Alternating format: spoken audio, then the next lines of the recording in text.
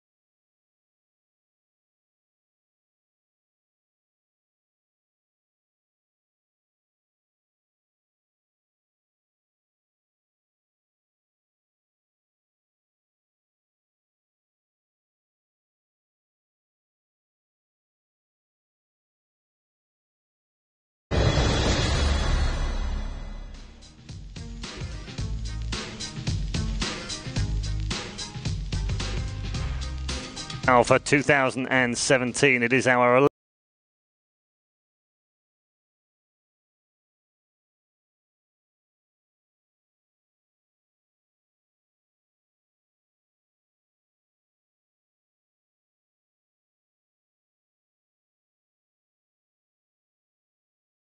two qualifiers. We've refreshed our desk once more. Moses and Natu have now joined us. Gents, the story of Big is an incredible one, isn't it? Even if you take out all the controversy and all the drama and everything else, you still have to say they did an incredible job in the groups. And if Fallen says to me they are absolutely brilliant on Inferno, I'm going to believe him. Yeah, definitely. I mean, the story started in beginning of the year, but I think like the big turning point for them was Copenhagen Games, where they actually mocked it up as a favorite. They lost a Danish team called Singularity, and I think that must have been like a massive. Don't want to say big, big. Learning experience. I know, right? Just a learning experience for them to be in that kind of a position where they're going to actually be expected to be winning games. So now then the whole major cycle started off after that, and they've really gone through the tier 2 level really well, just pretty much dominating it left, right, and center. So getting this far now into the Legends when it comes to a major, I think that's a remarkable achievement for them, and a totally new kind of a situation in that sense where how far can they take it? Yeah, I mean, that's always been the question, Jason. When we saw them in the minors and we said, well, you know what, they've got a good chance of making the offline qualifier, but that's probably where they'll end. And then in the offline qualifier, we said, well, they might squeak in, but they won't get out of the groups if they get to the major. And now here we are, they're in the qualifier, so we write them off at our peril, surely, now. Yeah, I mean, yeah, definitely. And the big thing that's actually emerged is the question about this team coming in was about the firepower. Do they have enough? Do they have enough fragging? Can they actually make this work with this lineup? I know when this formed, I was one of the guys who looked at this lineup and was like, there's no way they really do anything on the world stage, just because, you know, we'd seen Gambit struggle over in North America to make tactics with a lineup that had some of these same guys in it. And even in North America, that was a problem that you noticed. They just didn't have the fragging power. And then just the level of tactics that they've brought out and having everyone feel very, very comfortable in what they're doing in each set strategy has been remarkable. And you've seen players reach new levels. I mean, Gambit is getting everything he possibly can out of these players, out of this team, and it's been incredible. I think it's about time we stop underestimating them, though. Yeah, that was the next question, because I asked that in the offline qualifier, because we'd done it at the minors a little bit, and then we did it at the offline qualifier, and you can't do it anymore. Also, Fallen said, you know, they played a very different kind of Inferno, much more passive a lot of the time, made it that much harder for them to really make their T-sides work. So the good thing about this team is just like, apart from the questions of can they do it individually, they can adapt within a game, and they have so many different ways of playing on both sides that it kind of throws it off for your opposition. And they are really good at planting those seeds of making you think they're playing in a certain manner, but then they'll switch it up, they'll speed up their game, they'll slow down the pace if they need to, and that's just really cool to see when you add Nex and Tabs and having the kind of tournament they've had so far. That's something they need to still have. You know, that's a big need to carry on doing it, absolutely. We're going to move our attention to Immortals, but just to finish off on Big, currently right now, ranked #1 on HLTV is Tabson, and 5 is Nex. 2 players in the top 5 right now, which is an incredible achievement from both of them.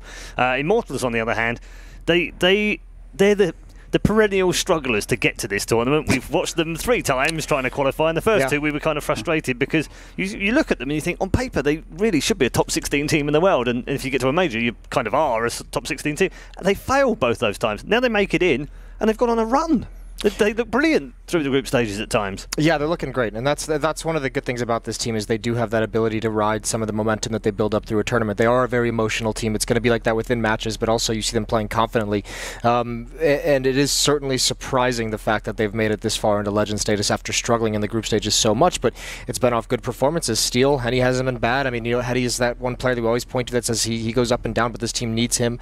KNG, I mean, they have Bolt. Steel has obviously stepped up his impact. This whole lineup is performing pretty solid, all things considered. Yeah, a couple of experienced old hands in there in Bolts and Steel. They've been here before, at least in the majors, so they know what it's all like about the pressure. But that's going to be a whole different set of pressure out there in the big arena. Yeah, 100%. I mean, they've been there in the recent times. So, you know, think of Katowice, for example. They made further than anyone was expecting. And yeah, they've had such a great tournament in the terms of how they are playing in terms of rating. Like, they're all very, very even. It's not about individual, it's not about 2 players. It's all team effort for them. Yeah, everyone's jamming in. Just, I have to smile because you see Big backstage. And all they're doing is Happy laughing and joking campers. around. Yeah, they're just happy Yeah, all the time, I saw and they've them. been like that for the last couple of Listen, months. every once in a It's been while, crazy. you got to overcompensate when the nerves come in. Crack a couple extra jokes. You know they're not actually that happy right now. I wonder if we mic them up, we might get we might have to bleep them or something. Anyway, let's cross across to the arena and get your teams introduced. Gob B is a legendary leader from long ago. And Big is his baby. Controlling every element of their approach, he seeks his first CSGO major. tabseN's form is stupendous. The tactical basis has been laid. Now, the rest of the troops must do their part to give the Godfather a run to remember.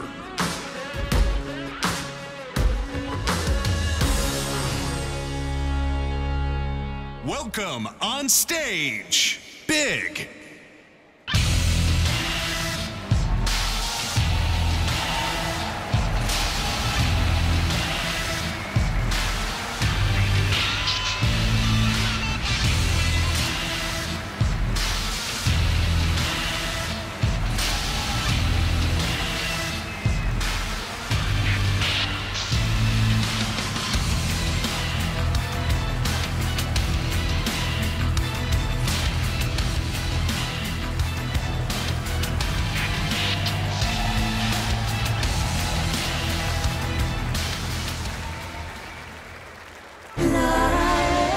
Brazilian Counter-Strike has been led by the play of SK Gaming, but it has not solely been a one-team story. Yet, Immortals always stumbled when it came time to qualify for the major, finally securing that coveted spot. They are driven by the desire to embark upon their own quest for gold, tempered by the consistent style of bo3, who has played in the playoffs of majors already. New talent KNG brings the kind of off-ping Brazil is famous for. Welcome on stage, Immortals.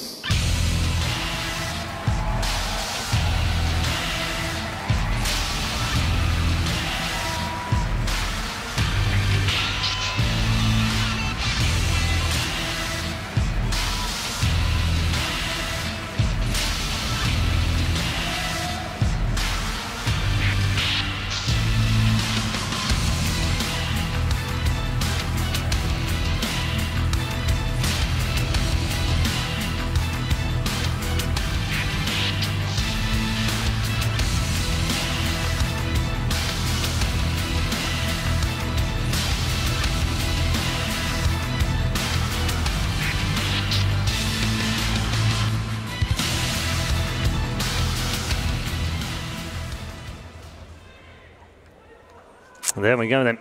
Teams are in the arena. They'll also be getting inside their boxes just momentarily, getting themselves ready for this quarterfinals. Of course, bo3 still have played here before. It's been almost 2 years though since they've made the quarterfinals, so they're not that used to these big tournaments as far as the quarterfinals are concerned. And of course, Big, Jason, in it for the first time as a team, and despite that, they still have a lot of experience in this team. Yeah, they absolutely do. I mean, you think even back to like Counterpit last year, which is like an event that most people choose to forget. Just there was some issues there, some small issues. I had my cans in the air. Listen, I know the hype guy. Were in the air. The hype guy was trying to put you out of a job for a little bit, but Jesus, I thought I was going to lose everything after that. That was a rough segment, wasn't it? But no, I mean, tabseN in that event was someone who just showed that he was like world class. You know, I mean, he was pretty much when he filled in for the NRG team, he was incredible. Gob B was there, Lagia was there. Those guys have experience as well. Gob B, obviously one of the legends that goes back to 1.6 playing in majors of the old versions of Counter-Strike. So yeah, there's plenty of experience, but the one thing that they have, even if some of their players are lacking maybe a little bit, and certainly lacking experience on a stage of this size, is the fact, and I've always said this, is that when you are this much of a tactical and strategic team, that's what bails you out of inexperience, because that's when a lot of the decision making is taken away. You know exactly what to do, you know exactly what your teammate is doing, so the inexperience of having to make like those split-second decisions on this stage in front of the crowd is kind of taken out of your hands in a good way. It's not removed from you entirely, but you know the framework in which you're allowed to make those decisions. I wanted to know from both of you whether you felt that maybe that little experience that Big had last week at ESL 1 Cologne, where they had to play one of the ESL matches in the morning. Oh, the on Meisterschaft. Sunday. Yeah, in front of a crowd in a big arena, whether that might have just helped them a little bit today. I mean, it always does, obviously. I mean, getting used to the conditions of having the kind of setting that you're in. But then again, also, you're so boxed in when you're in one of those booths. You have the isolating headphones. All you can feel is the bass, basically, from the crowd, from the audio in the arena and stuff like that. So, I mean, you're very zoned into the game. So, in the big picture, I don't think it shouldn't matter that much, should it? Yeah. No, I mean, they seem pretty settled too, don't they? I mean, you saw them backstage, didn't look nervous at all. Yeah, I mean, you're probably always going to be a little bit nervous, right? I mean, I was actually surprised. I was surprised even when Robin said that he was never really nervous. That kind of shocked me a little bit. I guess maybe it depends on how many of these big stages you played, and surely at some point it's definitely going to decrease to a massive amount. But yeah, definitely any kind of experience you have on a stage, playing on land and whatsoever is going to help you out in these situations. Okay, let's flick our attention to the other side of this very different coin, because Immortals on this stage, knowing how they are so emotional, if they go after the right start here, you just feel like maybe the crowd get behind them, maybe they start shouting and screaming in there, and that drives them. And also, I think they're going to be a little bit, I think the conversation about them like failing to get to 3 majors, and maybe that prevented them from being on a stage like this. We have to remember, this is a team, and yes, there were a couple different players, but this is a team that, just a year ago or so beat Virtus.pro in a best-of-5 in a grand final, that beat NIP in Sweden in a grand final. They have experience in big-time matches, playing in front of crowds, obviously not to this extent, but playing, some of the best teams in the world in grand finals. So these guys are going to be plenty used to it. And I think one of the big things we've seen, one of the huge steps this team has made since the major qualifier now is, at the major qualifier, talking to Steele in the post-game interviews, his conversation was all about the communication and how bad it is when they're losing and how much better it is when they're winning and the momentum that they bring to it. This event, we've seen them, being able to grind a little bit more and grind through some of those struggles in a better way than we have in the past. So, I mean, just the experience. This team is going to get better as they go. Yeah, in a tactical perspective, I think they've really put a lot more effort into all those small details, making sure that they have their buddy system going on, they're trading off well, they have some kind of structure into the things they're doing in the middle of the rounds, both sides. So that's one thing that sometimes the emotion, as we talk about, kind of drives them in a sense where they'll do moves that don't really make sense in a tactical team, such as Big as, can easily kind of handle that kind of a situation. So they also need to be smart about decision making. They need to be smart about their retakes and how do they handle in the case of if they need to play more passively or aggressively, just kind of sensing and feeling the game. That's something I think is going to be a problem for Immortals, to be honest with you. If they get too wrapped up in the emotion, too much in the heat of the moment, we have seen this team and these individual players make some of those mistakes in the post plants and the retakes. A team like Big is much more fundamentally sound, in my opinion, than this Immortals team, despite some of the experience that they might be missing. So Immortals is going to be very, very careful because Big is going to be able to punish those mistakes if they're making them. Players that we would pick out that ordinarily we would want to watch in this game. Tamsin is obviously the big one for Big, and we'd usually pick out Henny. But I want to switch focus a little bit to Lucas, because he's actually their highest rated player so far at this tournament. He seems to have been steady all the way through, not really having those big kind of highlight reel matches, but just being there all the time. Yeah, it's kind of a game of survival in a lot of situations. You've seen him do like 2-man mowdowns before dying, making a massive difference in rounds, just basically not even potentially getting that many kills per se, but as long as you're alive in certain situations and in certain positions where it makes it awkward for your opponents, that's all there is to it. That's all you need to really do. Does he strike you as a sort of Crims style kind of guy? That guy that does stay alive, does cause issues, he's a bit of an annoying guy to play. He's somewhere, I don't know where he is. You've just gone down the memory lane, haven't you? Yeah. Jeez. Yeah. I'm just rolling back the years, couple of years. It's only 2 years now, so come on. That's a big comparison to put a guy like Lucas at. I will say this. We have to remember, this is the player that before SK Gaming picked up Phelps, they were looking at Lucas. Lucas was kind of the guy they had tapped as to be their next 5th, because he's another guy, I guess similar to Crims in this sense, but also someone like Taco. He's willing to do kind of the dirty work. He will, anchor a bomb site. He will play on his own on a certain side of the map and not go for the glory plays, but he's there to ensure that you always have, another option. He's there to make sure that his team can always rely on him to fall back and change up the strategy. And obviously, they go with Phelps, and you can't argue with that so much, can you? But not right now. No, Lucas is having a great tournament individually compared to relative to what we've seen from the past. For sure. The chap we picked out this time round from Big Big is actually next. He's currently 5th on the HLTV ratings, which is great for him. You picked him out on day 1, Jason, so we'll give you props for that, as saying the crucial part isn't whether Tabson can turn up, because we know he'll turn up. Yeah. It isn't whether Godby will come up with the strategy, because we know he'll come up with the strategy. It's whether Next can be that guy that we saw 2 years ago. And also if Kiev can support that too. I mean, the cool part about this team is that Kiev is not potentially like the kind of traditional op. He's not like, you know, super mobile, dynamic, running around, but he's been used in a lot of different ways. You can even see him lurk sometimes, or being on the opposite side of the map, trying to make an opening to then cause a rotation from the opposition before an execute happens onto a bomb site. It's good to see Next having a tournament like this, because yeah, I've always kind of said they need that second guy, and he's the one who's kind of tabbed up to be that person to send next to Tabson. Unfortunately, since he's had such a tough career over the past 2 years where he hasn't kind of lived up to the potential, it's going to take more than one major to kind of get over that that kind of stigma surrounding him. And if I was picking something to watch on the big side of things, I wouldn't even pick a player. I'd just say watch the minimap. This kind of a tactical team. You're actually, if you watch the minimap, it's going to be a thing of beauty, just being able to see how Big reacts to certain situations when they get different reads, when they get more information, and just watch them moving across the minimap. Those little blue or red dots are going to be the best thing to watch. I don't know if it's true or not, but apparently Chad is fantasizing over these kind of games. Yeah. Literally blows up the mini-map on the screen, doesn't watch anything else. Yeah, no, that's... I think every analyst is kind of like that with a team like Big. You also do it with a team like Astralis, as you can watch them take map control. But the way, and even SK to a degree, I mean, the way they make calls in the mid-round is just so much fun to watch for an analyst. I've said, if you like beautiful Counter-Strike, this is your team. Who knew we had CS porn? I know, right? My guilty pleasure is watching beautiful retakes. Beautiful retakes. See, whereas I'm more of a like, old ham-fisted, just go out and guns blazing. Yeah, well, you know, that's a different approach. I'm not sure how we're supposed to be taking this with the metaphor that we have going on at the moment. No, probably ought to move away from that very quickly. Move along. Yeah, indeed. Let's turn our attention towards the map pools of the various teams. You guys basically feel like you've got this figured out, but there could be a couple of curveballs, Jason.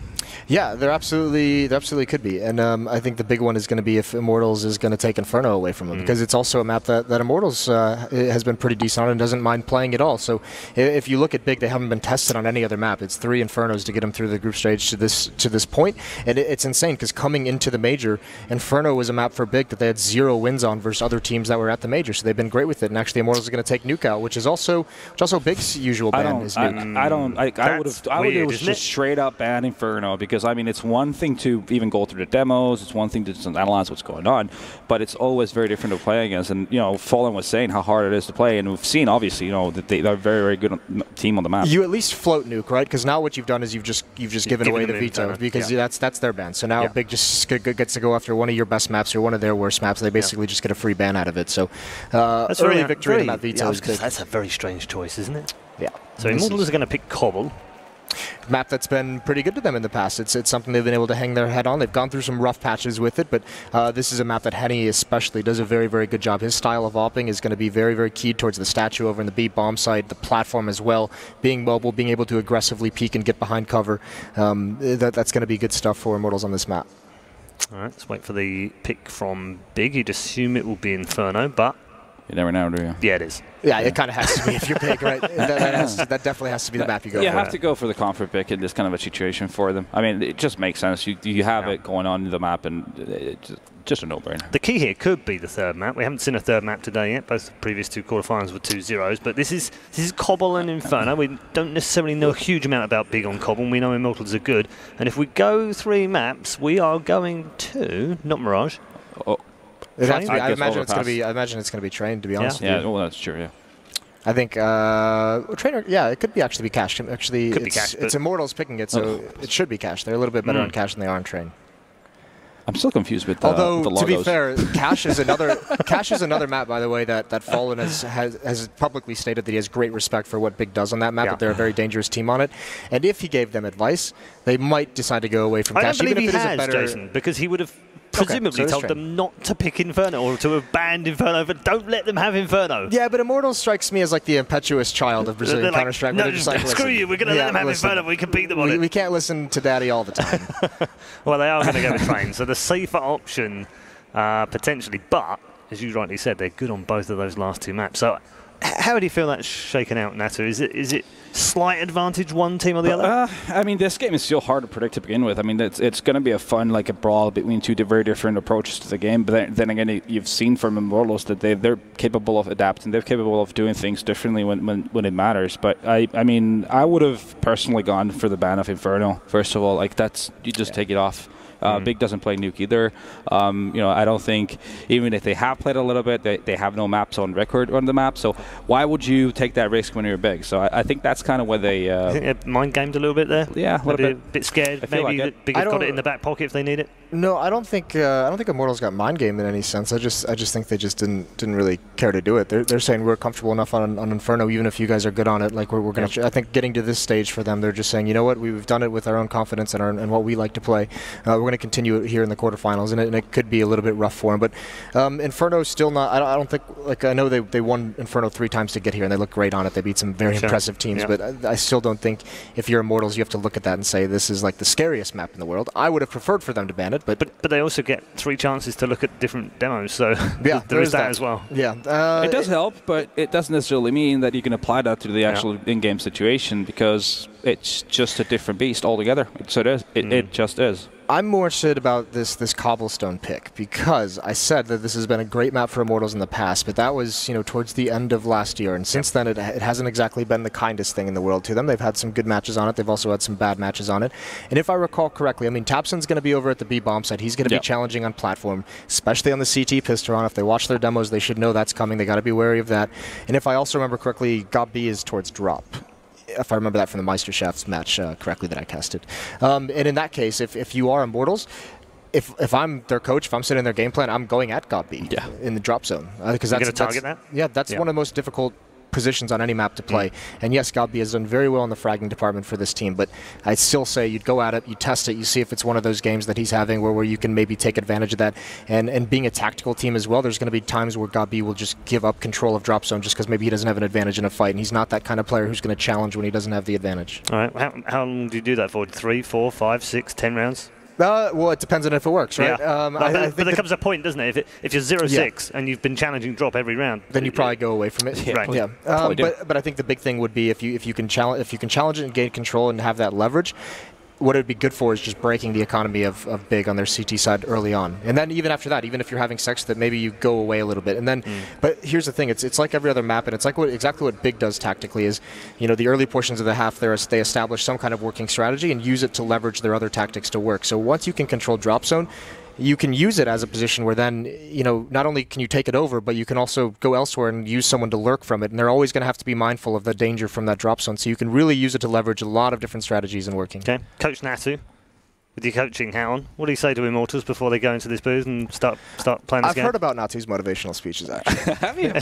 Well, we are, you know, Fifi's here, so I've followed all the NIP stories. All right. Cool. All right, do you know what? Hold those thoughts. We'll get them afterwards, because we've got a couple of current coaches who are with Sir Scoots right now. Thank you, Red Eye. Yes, I've got the 2 coaches from our next 2 teams. I got Zach from Immortals. I got Kakafu from Big. There you go. We'll just, yeah, give it up. We don't often talk to the coaches. It's kind of nice to hear their perspective. I'm going to start with you, Zach. I don't know if there's any added pressure, but you're the only Brazilians left in the building. How does that make you feel? Makes that we have to win for our nation now, right? SK played really good. They are a legendary team. We're going to try our best now. And obviously, you've had a couple days off. You guys went 3-0 in the groups, Kakafu, so you've had several days off. What have you guys been working on? What have you been thinking about? You've only played Inferno, so were you working on other maps? Not exactly. We already had prepared all the other maps before, so Inferno was actually our new addition. So we know what to play, basically, or what to play. So we took 1 day off, and the other day we just studied our opponents again, do the casual routine, I would say, and just prepared very well. And let's talk about the difference of these 2 teams. Very emotional team, highs and lows, very tactical, not so much emotion. Gambit, the mastermind working with you. Do you feel that sometimes they should have a little bit more passion, a little emotion, maybe that helps push them over, or do you like exactly where they are? No, I like exactly where we are. So we still have passion, but we know that we have to keep our cools to play our play style, because everybody has to function in the system, and that's why we have to keep our cools, but we have enough emotions after the games. And obviously for you, the opposite. You've got dead son of interviews. We even talked about it, that sometimes they're too emotional, and that's a detriment. Obviously, you've been working on that. You've got a nice run going. How do you feel now about where they are temperature-wise with their emotions? I feel prepared, actually. In the group stage, we lost pistol rounds, first game rounds, and they still like with high hopes to win the game. So I think they feel good. And one last question for both of you. You both have first-time major players, right? You've got 3, and you've got 1. So for you first, Keeve joining the lineup, obviously first major for him. How's he feeling? Are the veterans making him feel nice and calm, or you feel a little nerves over there? I think he's, of course, a little bit nervous, but like Gobby and me and Nex and all of the other players are like talking with him, and I think he's really cool, and I think he will also show that he can like keep his cool too. All right, and for you, obviously, the Twins are new to the scene. Obviously, I should say Major, not the scene, and KNG, right? So how are Bolts and Steel kind of calming them? How are you calming them? They are on the same level. We just want it so bad. It doesn't matter if they're new or not. We just want this thing right here. All right. Gentlemen, I'm going to have you shake hands. I wish you the best of luck. Our last match of the day, Big taking on Immortals. Back to you, Red Eye. Yes, thanks very much, Scott. With the interviews with the 2 coaches, let's get the thoughts of Coach Natu now. Yeah. No, I mean, what I would say when you're Immortals is like, just don't over-rotate. You know that Big is going to be the kind of team that's going to make you bait you into rotating a lot of times. They'll make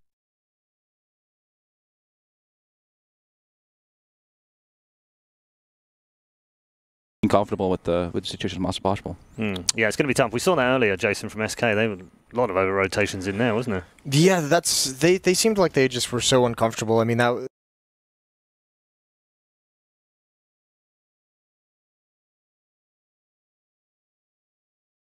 We felt like we could read them so well in this matchup, and specifically Device onto Fallen, who's also the in-game leader. I mean, Device just had his number. So when you start feeling that uncomfortable as well at an individual level, it starts to affect some things. And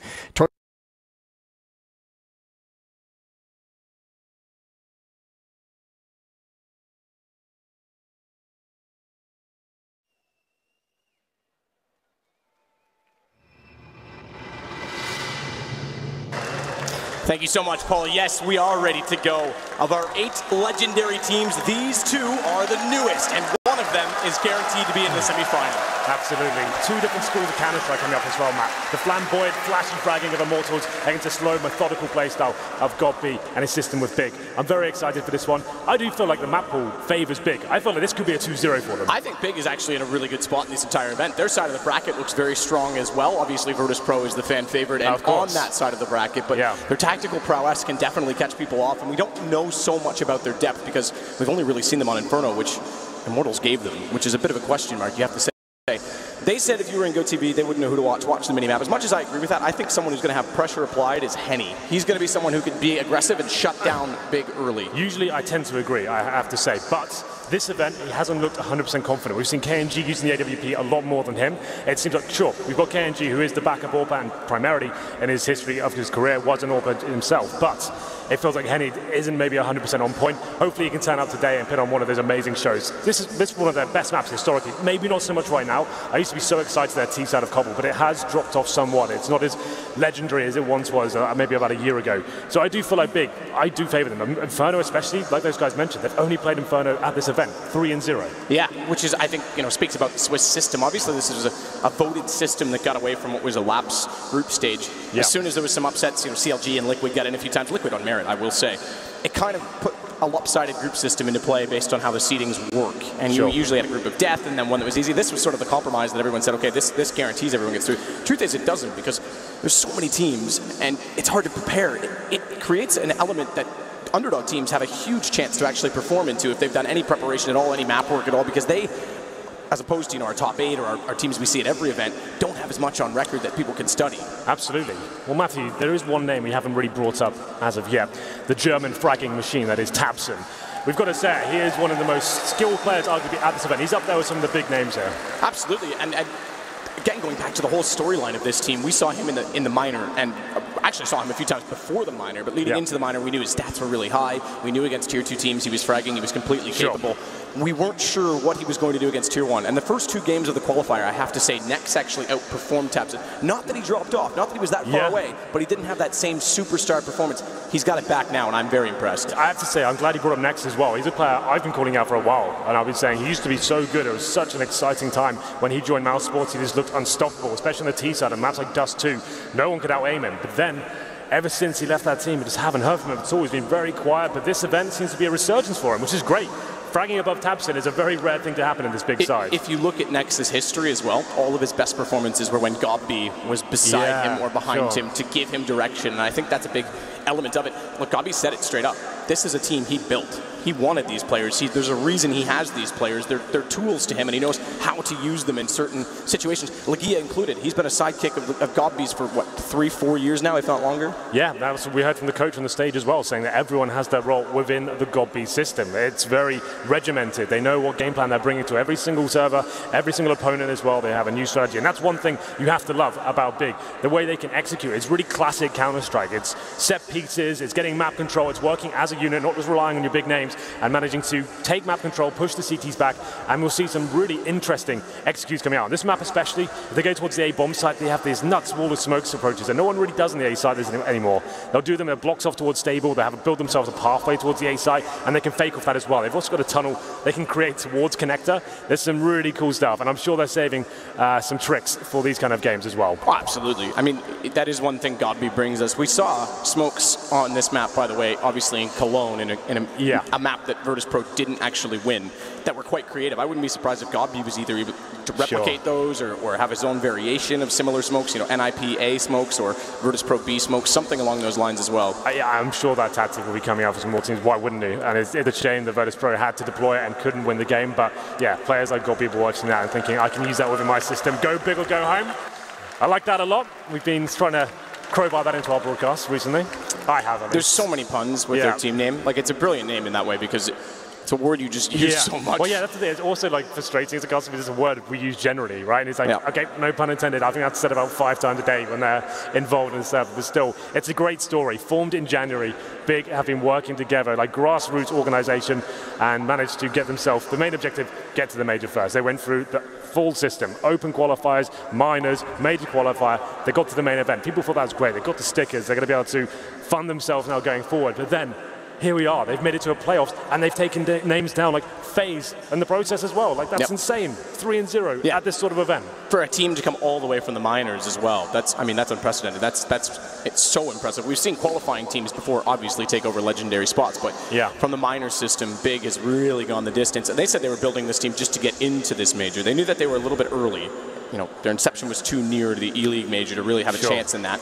And in fact, I think they may have even formed after that minor system. So this was it. This was all in for this major, and I'd say overachieved, perhaps. We'll find out. I mean, if they can continue this form, it's certainly... It's so difficult to gauge, right? Everyone says that the Swiss system does benefit underdogs. You get to play maps you're very comfortable on, and you're not really testing anything else. But now, best of 3, unfortunately for Immortal, though, I think they made a bit of a blunder with this veto. These are 2 maps that Big love to play. Obviously, they're concentrating on stuff they play as well, but it doesn't look like you're going to make Big at least be tested at this point. They'll know exactly what they're doing going into this one.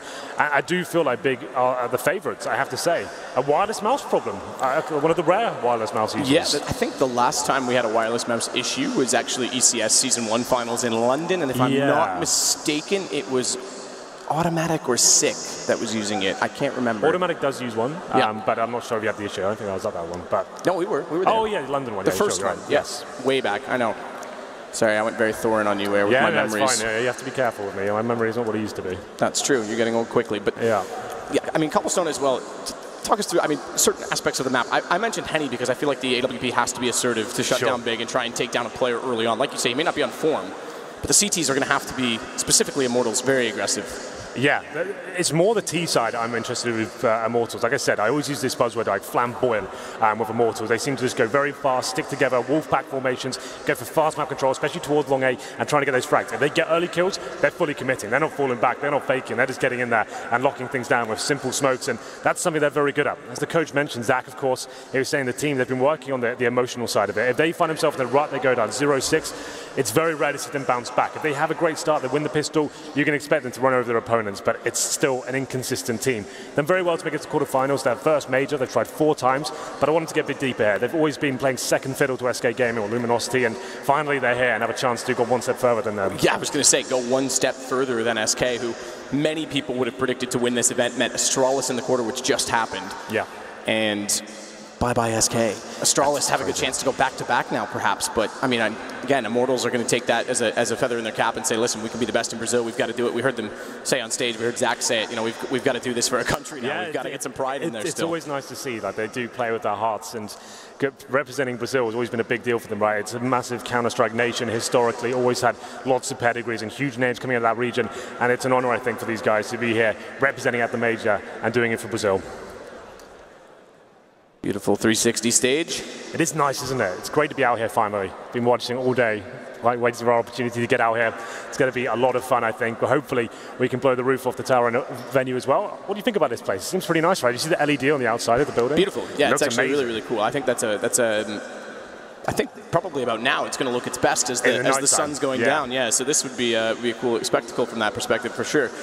I am impressed. I'm glad to be back as well in the arena. It's been a while since we've been able to be out here with the fans, be able to interact at most events. Yeah, it's really good. It's reminding me of the likes of like Columbus, perhaps, a couple of majors ago, being out there in the thick of it, getting caught up in the excitement as well, and just kind of playing off the energy of the crowd. It's going to be a lot of fun here, especially when Virtus.pro come on the stage tomorrow. That's going to be nuts. That's going to be absolutely bananas. I can't wait for that. I'm super thrilled they made it into this event. We didn't have that, I guess, honor, the privilege in Katowice this year, obviously. Didn't make it through. That was a little bit shocking for them. It's been a bumpy ride, but it's always been said, Matthew, they deliver at majors. They're obviously in the grand final of the last one, looking to replicate that form here as well. Still within a shadow of doing so. It's looking pretty decent for them in terms of the bounce back. If you looked at Cologne, 0-3 there in a similar format, obviously the same. It was a Swiss system. They went 0-3 and it's completely dropped out, but they did show signs of promise, like we described. There was obviously work being done on the strategy side of the game, and we're seeing them have close matches, but couldn't quite get over the finish line. Now they're in the quarterfinals again, looking to get to that grand final once more. And the rematch as well from the last major. That could be so good. It's definitely a possibility. They have had it once already in Atlanta. Yeah. And then on top of that, I mean, like you say, Virtus.pro, they've been trying to get back to majors, or finals in general. Las Vegas obviously went well. That was another epic event. That was back when it looked like we were going to have a strong, solid 4 to 5 horse race, and then it's been inconsistency that's plagued most teams. Sure. Maybe Astralis have something in it now, because I wasn't sure what to expect from them, obviously, coming in. Well, I'm getting information that the wireless mouse has been connected. It's been charged. It's ready to go. So I hope it getting batteries. Can you imagine just getting the charge of wireless mouse? Interesting. I'd always be so scared as a pro player to even think. I just in my head be thinking it's got to be delayed. It can't be 100% accurate. But from what I've heard, they're very, very good now. Well, he is testing it right now, so. There it is. The new ones are way better. I remember my brother had a wireless mouse, our first wireless mouse, and I hated it. I couldn't touch it. I didn't want anything to do with it. Throw it in the bin. I guess when I was playing, it was for like 2008, and I don't think the technology was really there at that point to even trust that. I think there's a few on the market that are designed for gaming, but it's cool they're being used, and it looks like the gear will be the player testing it out, as you said, and will be underway momentarily. I can see the votes coming in, so they are getting ready to play at this point. This is the best of 3. We start on Cobblestone and move on to Inferno, where Big, that'll be their 4th showing at this tournament on that map, and they'll have a chance to show us how good they can be on that T side once again. In terms of the Cobble start, though, it's going to be Immortals on the CT side and Big kicking things off in the Terrorist. And I'm interested to see what they bring to the table. Of course, one player that really stands out for me on the Immortal side, it has to be Bolts. Like, he's looked fantastic and ever since his journey. That's what I love the minors and the major qualifiers. You actually see how teams develop as those tournaments go on. So we see them at a minor, and then they come back like 2 weeks later and play the major qualifying, see what they've worked on, and seeing what weaknesses they had at that previous event, and they look better and better. Same story goes for Immortals. Now they're at the major, probably looking their best. We've seen them in quite a long time. And you have to remember, KNG only joined, what, a few months ago. Like, this is still quite a fresh change for them, losing FNX, their best player. Well, exactly that, coming back. FNX is the only player in the history of the CSGO majors to have 100% win rate at majors, obviously. He left SK just before E-League. They played with Fox, as a matter of fact. For those of you who don't remember, had a semi-final berth with him on board. But then, KNG replacing FNX in this lineup, I didn't know what to expect. And again, I mentioned it with Big, unprecedented to go through the minor system. They did the same thing on their side. So Very, very cool, and fast development to bring KNG into it. Like you said, he's known for AWPing in the past, and now he's sort of second fiddle to Henny, and he's still fitting in and making it work. Bolts definitely has a system he's been running, and he's another player that came out from the leadership of Fallen when they made the 2-man replacement, including FNX in that transfer, interestingly enough. So it was FNX and and Taco replaced Steel and Bolts at the time. Bolt's in-game leading as well, and high fragging. There's no issues there. He's not a player that's been stifled whatsoever by having the captaincy role. He's looked very, very good. Potentially their best player, I would say, generally, in the last few months. He's looked fantastic. Obviously, he used to play in the Luminosity/SK lineup as well, and now moved down to, I guess, arguably a lesser team. They're still in the tournament, of course, but they're doing great stuff with Immortals, and hopefully we can see them maybe get a little further here. We'll see what happens. I'm very interested. I'm a big fan of both of these teams, I have to say. Big, just for me, like the coolest school of Counter-Strike I come from, is about these tactics. It's about this map control, slow-paced gameplay, and having a strategic approach to every situation. Immortal is the exact opposite. It's more CSGO style, right? That's like this kind of Fnatic at their very best. It's a very similar approach in terms of sticking as a unit, hitting it fast, hitting shots, and we'll see whether they can step up here today. I do feel like, though, Big, I've got my money on them if I had to. If you had to ask me, that's where I'm going with it. And so I can see no headsets are on mount. Maybe we do have He is still running around spawn, swinging his mouse back and forth as quickly as possible. So I don't know if he's trying to feel at 100% that there is no delay. Great advert for the mice, of course. Of course, of course. We didn't mention brands. We're safe. Yeah. But looks like headsets are off. There's a couple of admins in there. The walkie-talkies are out, trying to work out what the problem is. Might be a PC change or something, we're not sure. But we'll have a look. Tabson as well, by the way, is on wireless, so. Oh, really? They'll be able to compare. Giving it a go.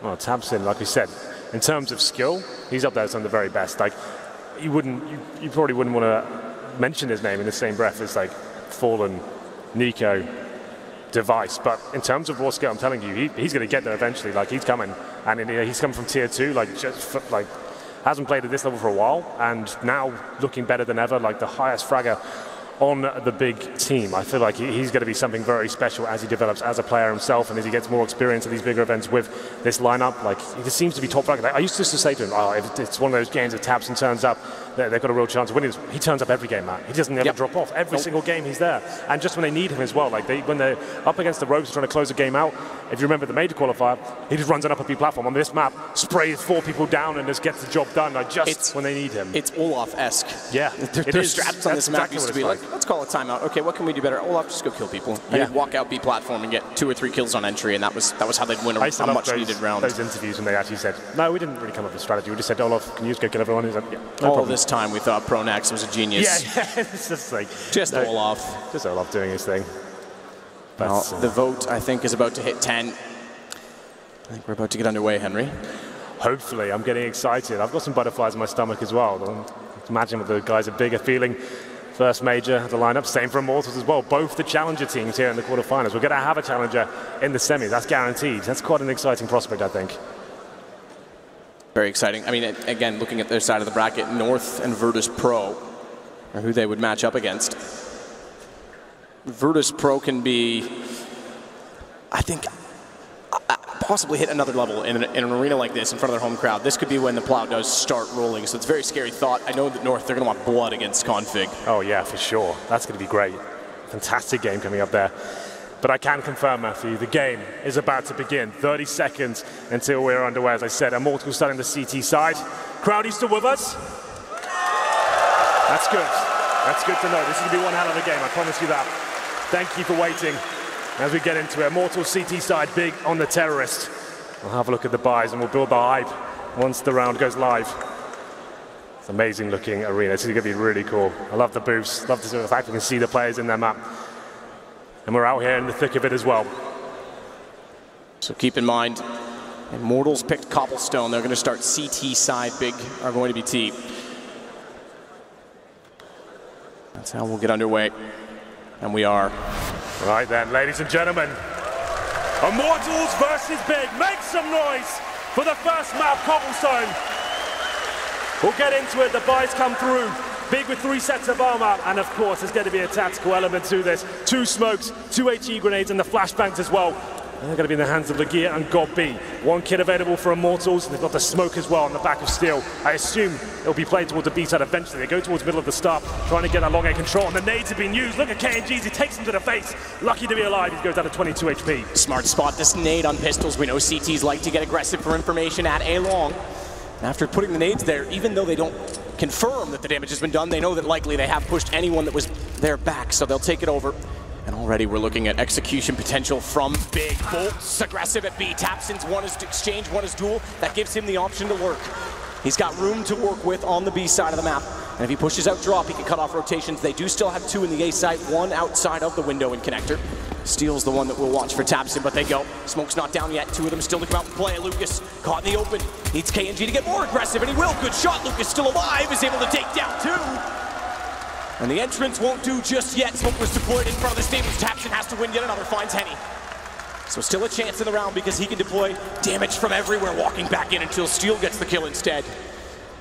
Gambit immediately into a 1 versus 3. We'll have a timeout the next round, but this one's not done just yet. Gambit does pick up the bomb. 41 seconds, but they've triangulated his position. And no peek for KNG to give an easy kill. Decent enough try, does bait one out with the jump. Goes back to the burst fire. He's looking for a little bit of luck. Flash is going to go high left. He'll peek immediately as it detonates. Gives them an opening, but double peek play. Immortals gives them the pistol. Immortals do indeed pick up the pistol there. Nice approach from Big. You can see they have a bit of information as the CT set up there. Double HGs at long A, which actually connected. Took KNG down to 22. He fell back. That's what they're trying to do. Establish that map control at the very beginning of the round. Get him back towards the bomb side there. He can't really hold that position on such low HP as well. They went for the A split. It was Tapson who did such a good job towards drop down. Got the first kill in their favor as well. He wants to do the split. And the smokes, it looked a little bit clumsy, the execution there. They did deploy them towards the bomb side, but there were gaps. It seemed that they were committing before the smokes had bloomed. The flashbangs weren't really effective. And Immortals is mowing them down with the USPs there. Gambit left in the 3 versus 1. Did a reasonably good job to get that first kill. I thought he seriously had a chance there as well with the flashbang remaining, but couldn't find the follow-up frags. No bomb planted. And it's that wireless mouse. The little critter. Not working out for us just yet. Millisecond delay, perhaps. Tapson does not look pleased, and they are going to swap the PC. So full swap to bring in a new tower. Sort of hardware delay, perhaps, in the motherboard. So that was Tapson who's got the delay, right? So he was a player who got 2 frags, so it didn't seem like it limited him somewhat. He seemed okay. Admins are asking them to please put the headsets back on, no talking. That's true, we should be careful with what we mention. I guess we can't give too much away. But still, Immortals 1-0 here.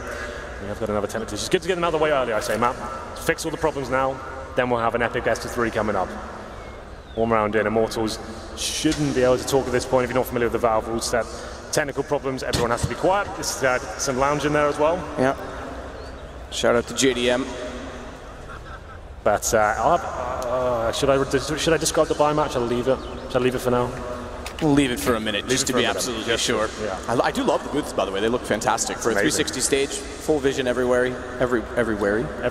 Yeah, I love that. Looks really good. Yeah, the glass panels are a really nice addition. I think we've had this set up in other games before, and I don't think we've done it in CSGO. Maybe in Vegas was a similar one. Similar, but no booths. Yeah, that's right. But this is super cool. And no crowd. All right, calm down. But he's just having a nap. Towel on the face. Check out. Compose himself, perhaps. Bit of meditation. Do you meditate, Matt? Every now and then. Every now and then. Okay. He's having a bit of a go. So the admin's trying to work out. I don't think there's any technical issues for the lads in Immortal, so they'll be okay. There he is, of course, the Godfather, as he's been known recently.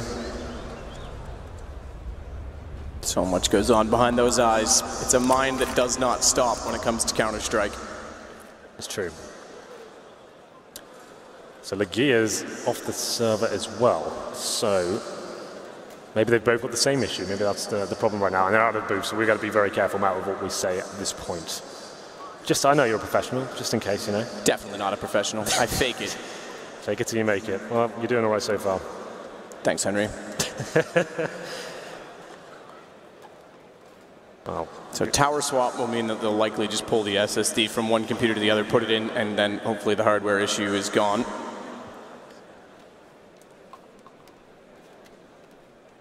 They've got all hands on. It's definitely the same mouse that they're using. I'm not sure exactly which model it is. I'm sure someone already has spotted that on Twitch. We're back. Hello there. But rather than us talk, Let's do it. yes, hello. I appreciate that. Rather than us talk, we will take a second to speak with the man I did say has the mind that never does stop talking or thinking, for that matter. It's Scott B.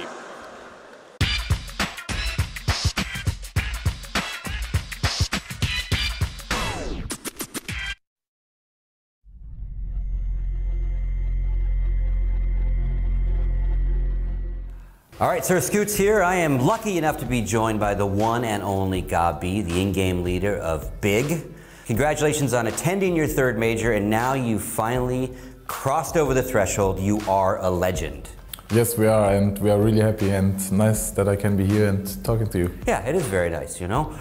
You had a fairly quick and easy group stage. You 3-0'd, and we're going to talk about some of those matches. We're also going to talk about your future matches, but we'll talk a little bit of history with you, because you're not a new guy to Counter-Strike Global Offensive. You're a 1.6 player. You go way back, I want to say 2006, 2007, maybe even 2005. Spent years with Mouse Sports in 1.6, and then you transitioned and you also spent several years with Mouse Sports in Global Offensive. Little time with Alternate Attacks in there, I believe. And then they released you. What did that feel like, and how did that motivate you? First of all, I felt betrayed just because we made contracts like 2 weeks ago, and we're like everyone wanted to play with each other, and that's why yeah, after 2 weeks they kind of kicked me, and then that's why I was first of all really felt betrayed. But as I said, no big feelings. I'm really happy to be here now where I am, and I also think it was the right decision to kick me back then, because I was really underperforming. But we should have approached it differently. That we should have contracts and this kind of stuff, as I said in previous interviews. But overall, yeah, after being released from Mousesports, like as a family, was pretty hard, because I needed something where I felt really safe. That's why I joined Energy with Legia, because I needed someone who I can trust 100%, and he was one of them, and also a great player, as I think.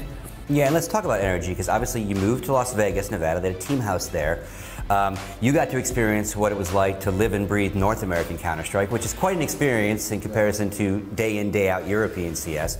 Probably didn't help your game too much, but you know, I know Richard Lewis is a good friend of yours, good friend of mine as well, and literally for years he has praised you. This is not new from Richard, but he spent some time with you guys in that Vegas house, and he would always say that no matter what everybody else was doing in the house, whether they were watching movies or out and about, you were living and breathing Counter-Strike. And again, you weren't playing for a global ranked team at that time. So was that all just due to, you know, my friends at Mouse Sports, I am going to prove you wrong and prove you wrong in a big way?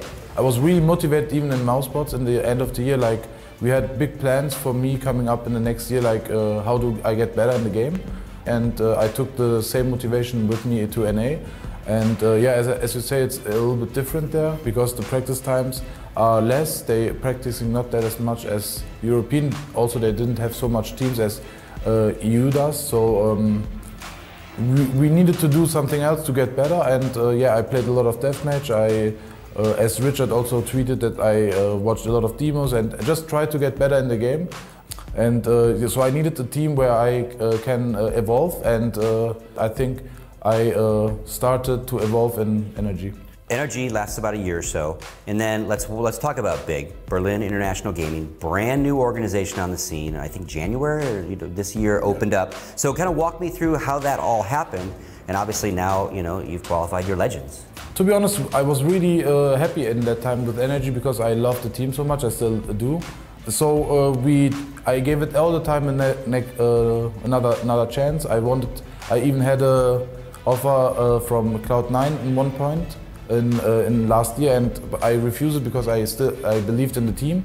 So that gave me the motivation. Like, I will try. Doesn't matter what my teammates or what everyone else saying about my teammates. We will do it together. We need to have an experience together to get better, and that's what we tried in Energy. And then in one point it was like, okay, we want to go back to our homes, we want to go back to Germany, and we want to have a German team. So we tried to build a family first, and then after that we tried to build this organization, and then it started slowly, and still still growing, and yeah, we have so much more passion about it. I don't know, it just felt right to do it, even though we needed to sacrifice a lot of stuff, but I hope the sacrifice will be rewarded in one point. Well, I mean, so far so good. I mean, you're well on your way. So let's fast forward to what you've done so far here. You only played 3 matches, but you beat FaZe, you beat Cloud9, and you beat the #1 team in the world, SK. You only played Inferno so far too, which, in reading all the prep that everybody else writes before this, like, it's never been mentioned as a good map for you guys. It's a new map to your pool, but it's all you've basically played so far, in comparison to what you're known to be good at. Was that just luck of the vetoes, or they felt super confident because, again, going in, people didn't think you were an Inferno team? If you see some coincidence in our play, it's probably not coincidence, it's planned. Okay. It wasn't a coincidence that we wanted to be good on Inferno again. Other teams overrate themselves. Like, I think even we are not even that good on Inferno, to be honest. It's like our 3rd best map, to be honest. So we are prepared on other maps as well. We are still confident, we are still here to have fun, and yeah, even though if it's not Inferno, we will have fun on other maps as well. Yeah, and again, like they have no scouting of this event on any other map either, so that doesn't necessarily help your Yeah, that's also good for us. It's just past stuff, right? So in some regards, it's perfect for you, because they're going to get rid of Inferno probably if they're nervous, and then they don't know, right? So, and knowing you, they really don't know what's coming. So I'm going to ask you for some predictions, right? So yeah, I think VP will win. And you think VP goes all? So okay, so then you have to play VP in here with 15, 13,000 people screaming and yelling their name. How you feel about that? And you don't have to answer, because all the Polish people will be listening right now and you might not want to. No, what I know about the Polish people is, like, even though they cheer for Virtus.pro, they are really fair people, which they also are happy about the game. Obviously they should shout for Virtus.pro, but they should just enjoy a good Counter-Strike game. I hope we will have a really good game against VP, and in that point it doesn't matter who will go to the final, because it will be an insane match, I think, and I hope everyone will never forget that match. Thank you very much, and good luck out there, man.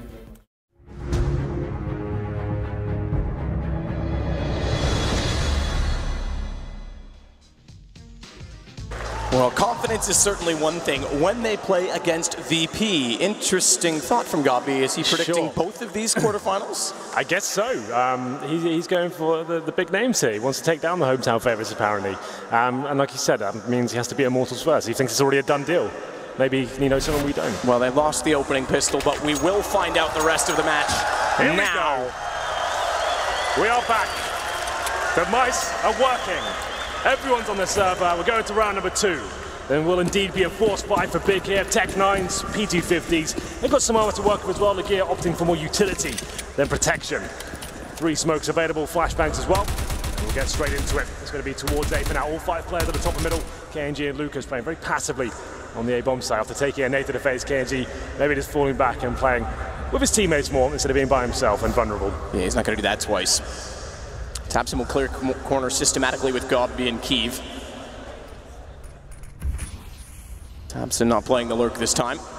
To start off the round, it's Lagear. That was over toward the B tunnels, but even then, they back off. They want to go as a unit. They want to make the pistols work together. They've got long A control now, map, and they could go for an execution if they wanted.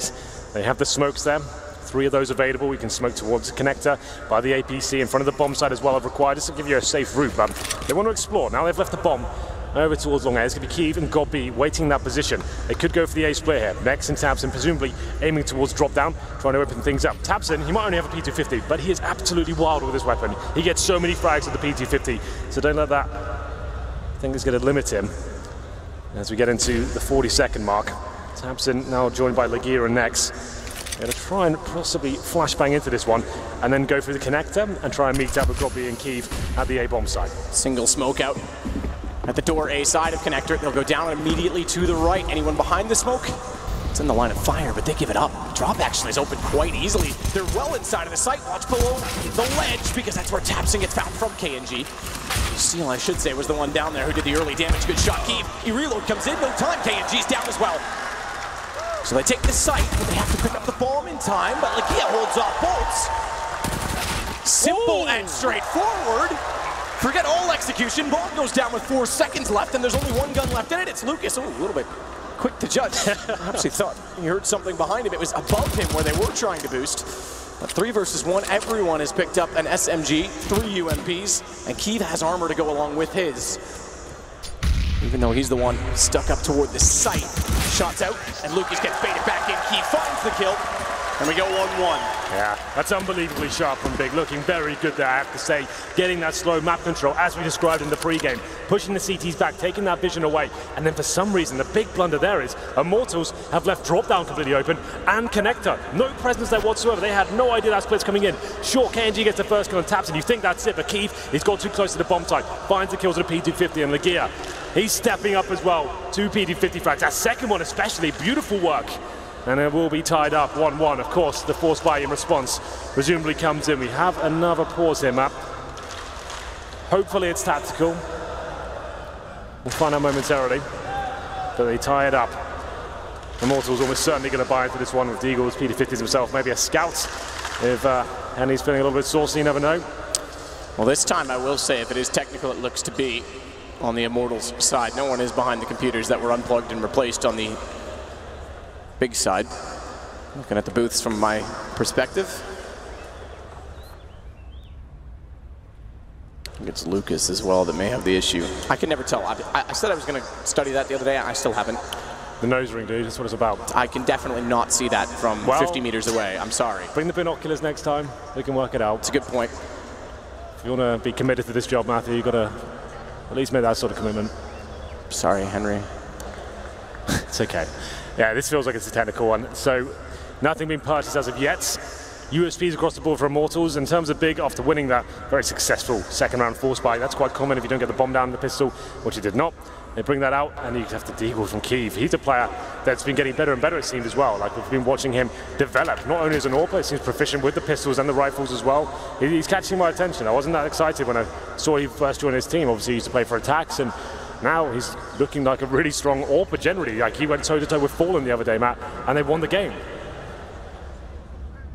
Absolutely true. He definitely had an incredible performance with Attacks, getting them into the E-League Season 2. But it's not been something I've noticed as much since he's been on the Big lineup until this event. This is when he's finally gotten to the level that, okay, maybe he always had in him, but wasn't able to find, he wasn't consistent with it.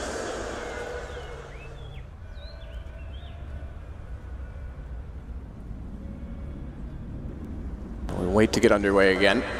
Well, the buys starting to come in for the CT side at least. That suggests that they're getting ready. If it is an Immortals issue, they're buying, and there is chatting going on, I have to say, but...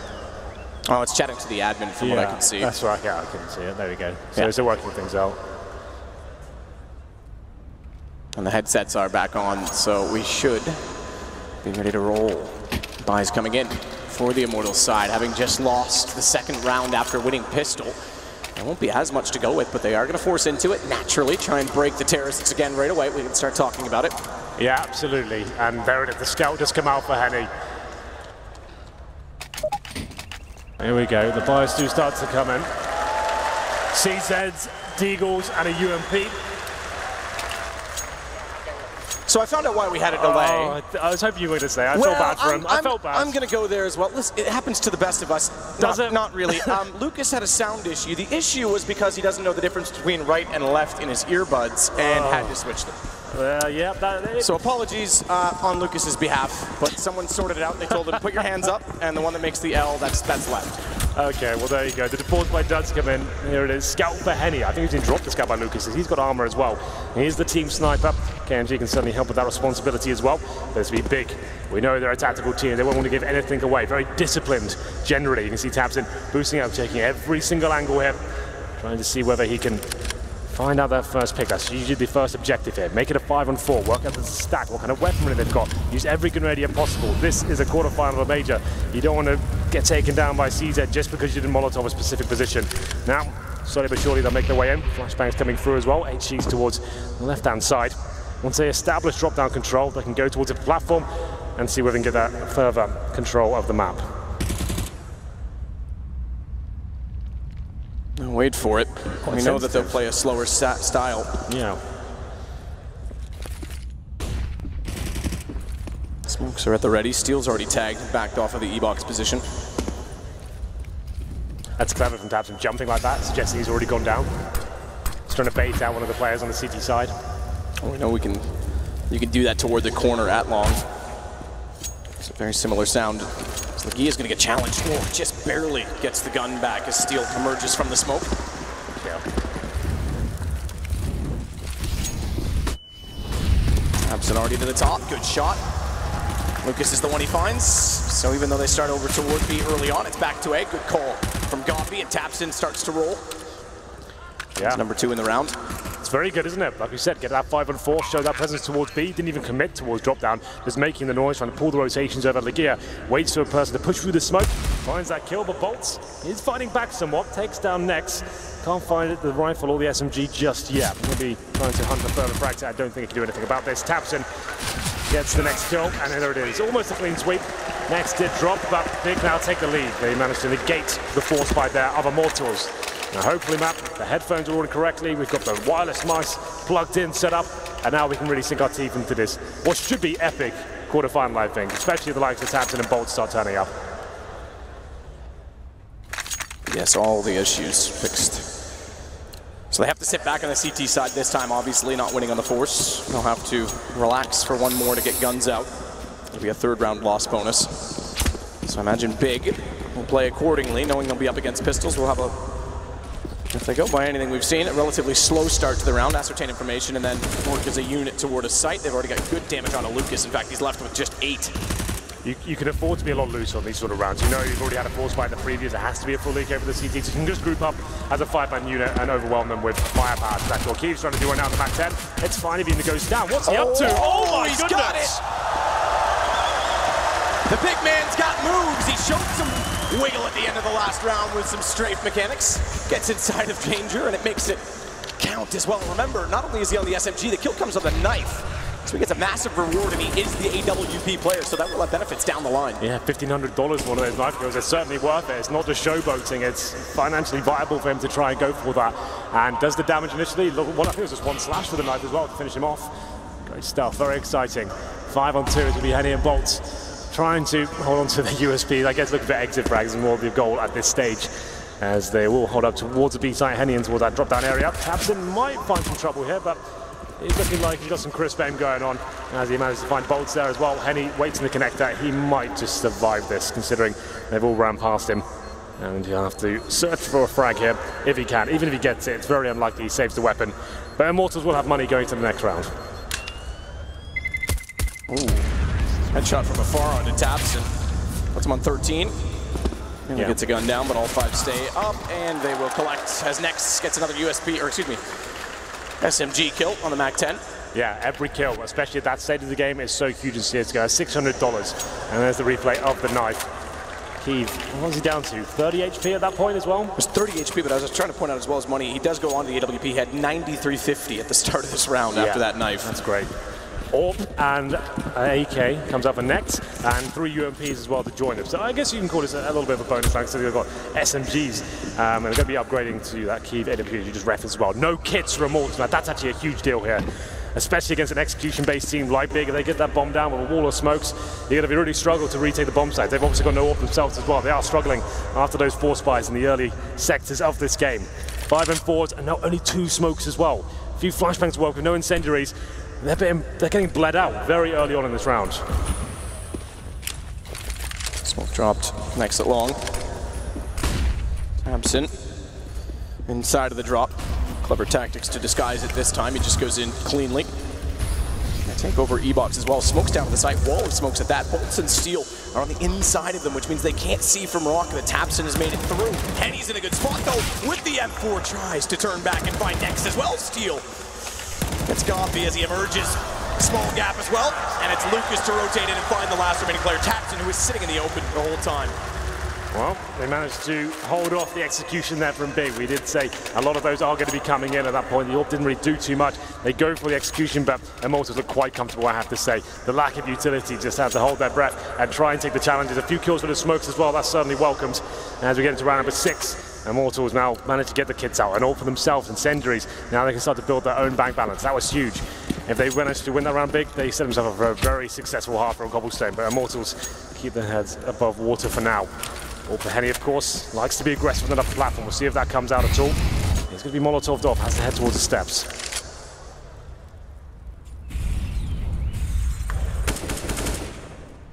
Check for next in the smoke. Not as aggressive from Immortals as I might have expected going into the first gun round. They have, ever since the pistol, when the 2 nades landed at long corner, stopped really trying to push in that position. It's a difficult map generally to go for those first picks. You need to get warmed up and kind of establish your financial situation, and then you can start taking a few more risks. You'll see Henny push upper platform at this point, but look at Godby and co going towards long, and taps in their strongest fragger. He's towards the end of long A. Decent setup though. KNG can watch lower mid. If they find him first, if Nex is able to spot him and he has to drop backwards, though, he'll be exposed to the corner because Lucas is flashed off and Steel yet to have an angle. Lucas wins it. So far, KNG has not had to move, which means he's perfectly positioned to take down. Nex drops in, knows they're still at wall, follows that as well. As Keeve hits the deck, the bomb stays down. It's Legia. Not anymore, against 4. At least he was for a moment, 3-3. Yeah, the money being whittled down now for the big side. That's 2 really clean rounds from Immortal, I have to say, only dropping 1 frag there. And there's going to be 3-3, definitely tie things up. And they can start now, maybe flirting with the idea, pushing a little bit more and trying to get the opening picks and allowing Henny to have some of his characteristic dynamic plays. We'll see whether that comes in. But the force buy from Big here.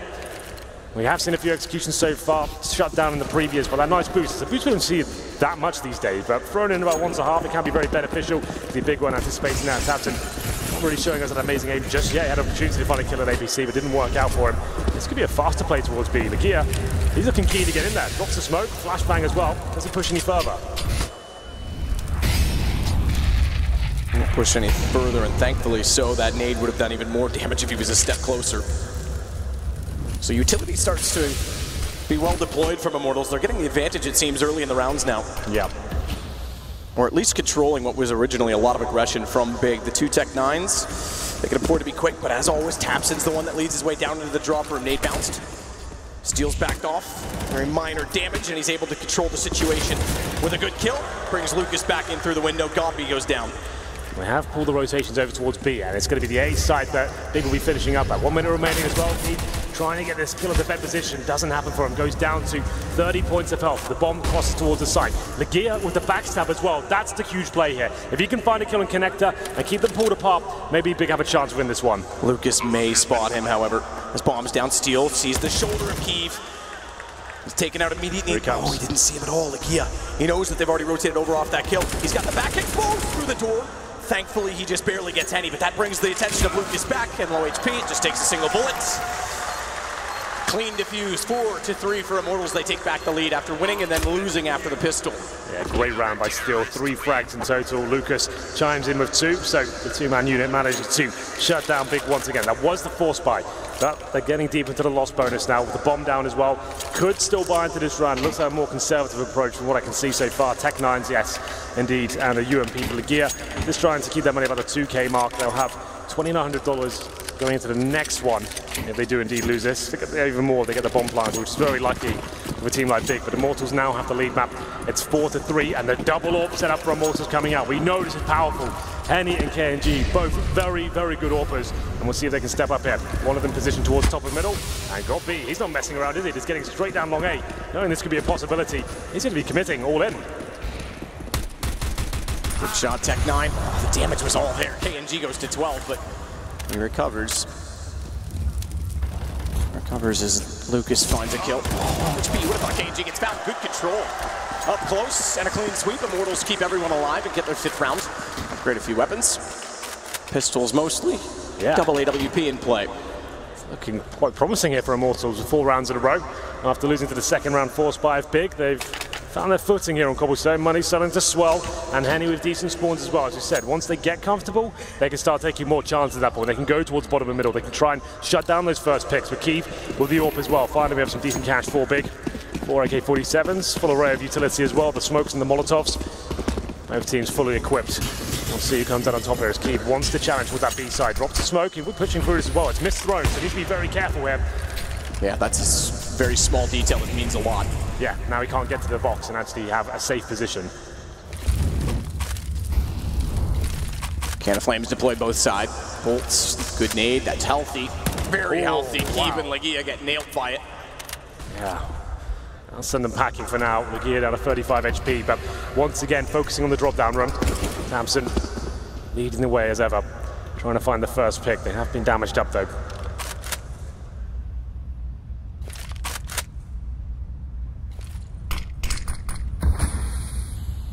Was quick to get out from drop this time, Tamsin. Has Gambit with him. They've done this multiple times together. Last time they were shut down by Steel at the front, and Lucas jumping through. Steel this time is the one that's at the window. Players at long A, by the way, are quite removed from this. All the way out to the corner, Lucas and KNG. They'll start to rotate now with a flank from Lucas, but they've got to go in quick. They haven't spotted Bolts, and they don't spot him until after he takes down next Legia. Good response, however, puts them inside of the site. Henny's yet to be revealed at KFC, but Molotov will force him out, not only out, but into the hands of Kiev. Bomb is down though, what a good timing. Lucas gets hot on their heels immediately through B tunnels and Legia. He's got to fight. He can't go for the bomb, he's got to get a kill, at least one kill to get toward it. That one certainly helps. Here we go then, Legia 1v1 situation against the AWP as well. But HP isn't a factor anymore. KNG can watch the cross to the side with 10 seconds remaining. We have a chance here, but he starts encroaching on his position. Bomb should be planted here. He'll get it down, he'll get it all the way down, but the push coming through KNG stays close. Brings back out the AWP as well, even though Legia is only on 35, but he gets the angle. And the Brazilians get yet another round. They've silenced Big for now 5 in a row. They absolutely have. Legia, very valiant attempt, I have to say, in the B-bomb side. Didn't expect to hit that shot on the upper platform whatsoever. Nails it. Brings it down to the 1v1. I gave him the advantage as well, considering he's up against that close range AWP. I thought he had that one tied up. Like we said, the HP wasn't a factor at that point, but KNG, very patient, holds the angle, takes him down. 5 rounds in a row for Immortals. That does mean Big can keep buying into this one. You get $3,400 per player, 800 extra with the bomb going down as well. So buy is available, and I can see there's enough for an AWP, but just about. It's 5k on Legia after getting those few frags. I don't think they bring out the AWP this time. They take a pause. This is tactical, of course, just to work out what the players. Why are we not closing out these rounds? We're finding the frags, getting the clutch situations almost in our favor. That was a 2v1, sure, but the 1v1, I thought they might have to finish that one off. The 5 rounds in a row. Immortals looking very sharp here. Haven't really given away much in terms of gun rounds. Double AWP setup still rolling strong. We'll have a look at the scoreboards while we're here as well. Big performance for Immortals. Steel, 11 kills, 4 deaths. Same story for Lucas as well. KNG not far behind. Henny, once again, I called it out, Matt. He's had an up and down tournament, I would say, 1 for 7. But the rounds they're winning, not such a huge deal. But he is struggling towards that B-bomb side. KNG on the first op goes low at mid to try and fire through the smoke. It means, though, that they've got 3 on A. And not a lot of presence at B, where in which Big is hoping to occupy. Yeah, and this play is what Henny's known for. Getting aggressive at the start, trying to find the first picks. He's at long A. It's a really scary angle to try and face in the CT side, but he doesn't get too much trouble. He will be pushing out, though. Going to be investigating towards top and middle. No one there. This will be another B side of the attack from the Big side. The bomb's down in the B halls. Henny's on the other side of the map as well. This could be troublesome for them. Only Bolt's really defending towards that B side. He's there with Steel, but he's in the connector. Surely this is the round where Big have the advantage. They execute now, they've got a very good chance of taking this round. Execute or go slow. They're back inside a drop, same 2. Usual suspects, Bolts toward the Hobbit hole. Thompson's gonna heal. Here's Steel running back into the site. Flashed over, he'll go up the lane, but has to turn his back around. Legia's already found the kill. He gets Bolts. He's perfectly positioned to catch off the player that was waiting at the Hobbit hole, and Gambit follows up as Lucas is hot on the flank, though. Bomb not yet planted. If he times this, he could easily take down the planter. He's got to be careful with his aim, and he's followed it up. Resets it and goes back for next. Gambit and Legia are so low on HP as well. Absolute blunder there from Big, not watching their angles at all. You've got 5 players alive. Why is no one watching the platform? And Eddie, he finds another kill as well. Takes 2! This is falling apart for Big. He's up to Gambit on 15 HP. The bomb has not been planted. Surely he can't do it. And it's Henny who steps up just when they need him. 3 kills in the round. And 6 in a row for Immortals. Big are starting to crumble. Another pause required, I would say. That's terrific. That should not be happening, man. Why is no one watching the platform? And Next couldn't get the refrag, even though the spray was so lackluster from Lucas. And then Q in the brother, he steps up on the AWP, 3 very fast flicks. As soon as he gets that second kill and bomb's not planted, they were already in trouble with the HP, as it were. 5 on 2. Beautiful op shots. Yeah. 5 on 2 situation though. That's and watch this. This is why it's nice the booths face each other. He's taunting them. Not that they'll have noticed. That's true. That's a very good point. Oh, I think we have not a force buy here, but Big down to the upgraded pistol, some armor as well. need to start converting those rounds if they want to stand a chance here in the quarterfinals. 7-3 the overall scoreline. Single orb this time for Immortals, but bo3 wants to challenge towards drop down, and challenge he will as he finds the first kill. Can't get the doubles, Legia takes him down with that UMP. No off-shot success from Henny this time, though, as Legia is able to pick up the M4. He also, having picked it up, deterred the push coming through from Steel that was going to try and flank him out from window and get the refrag. They're content to let them have position because they don't have anything else to go along with this M4. It's just the one. Although, they can't give him that much room. They have to at least be mindful of his presence because Henny's caught completely off guard, not looking anywhere near the position as Steel's going to go back for it, and Legia's placed well. As Steel's equally as careless. Could have walked into it, but this could be big. This could be a massive play as KNG wants to flank. They're not going to be looking. They hear him drop down. They line up, though, and he gets both. The M4 sprays through. Legia's got it all to do, and Steel's ready for him. Immortals are alive, absolutely alive with 7 in a row. Yeah, beautiful stuff there. Great mid-round calls. Equal situation, 3-on-3. KNG asks for the call to get out towards drop down there. He turns it to perfection as well. They both line up and they know he's coming as well. They can't do anything about it. The UMP, the Tech 9, trying desperately to defend, sticking behind each other, but didn't work out. KNG finds them. Here it is, the replay. As both players go down. It's 8-3. That was just a partial bite there from the big side, so we won't take too much away from that, but 8-3. Immortals have won the half, and they've looked at the much better team, I have to say it right now, so far. Round number 12. More power for Kiev once again. And fast play from Legia. Wants to be challenged in that area. Has been hitting some decent shots. He's actually top fragging right now for Big, which is great for him, but not so great for the likes of Big. We need Tabson to be at the top there. He needs to be delivering a world-class performance to make it to the semi-finals here. Extinguish the flames with smoke. Shot comes through, but it won't land. He still already has the one to take the damage early. Backs off.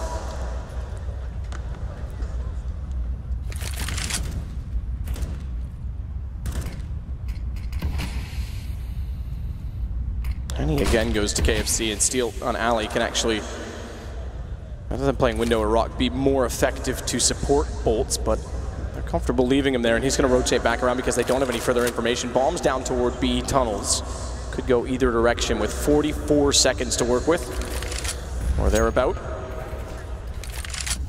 Anticipate A with a split from Tabson.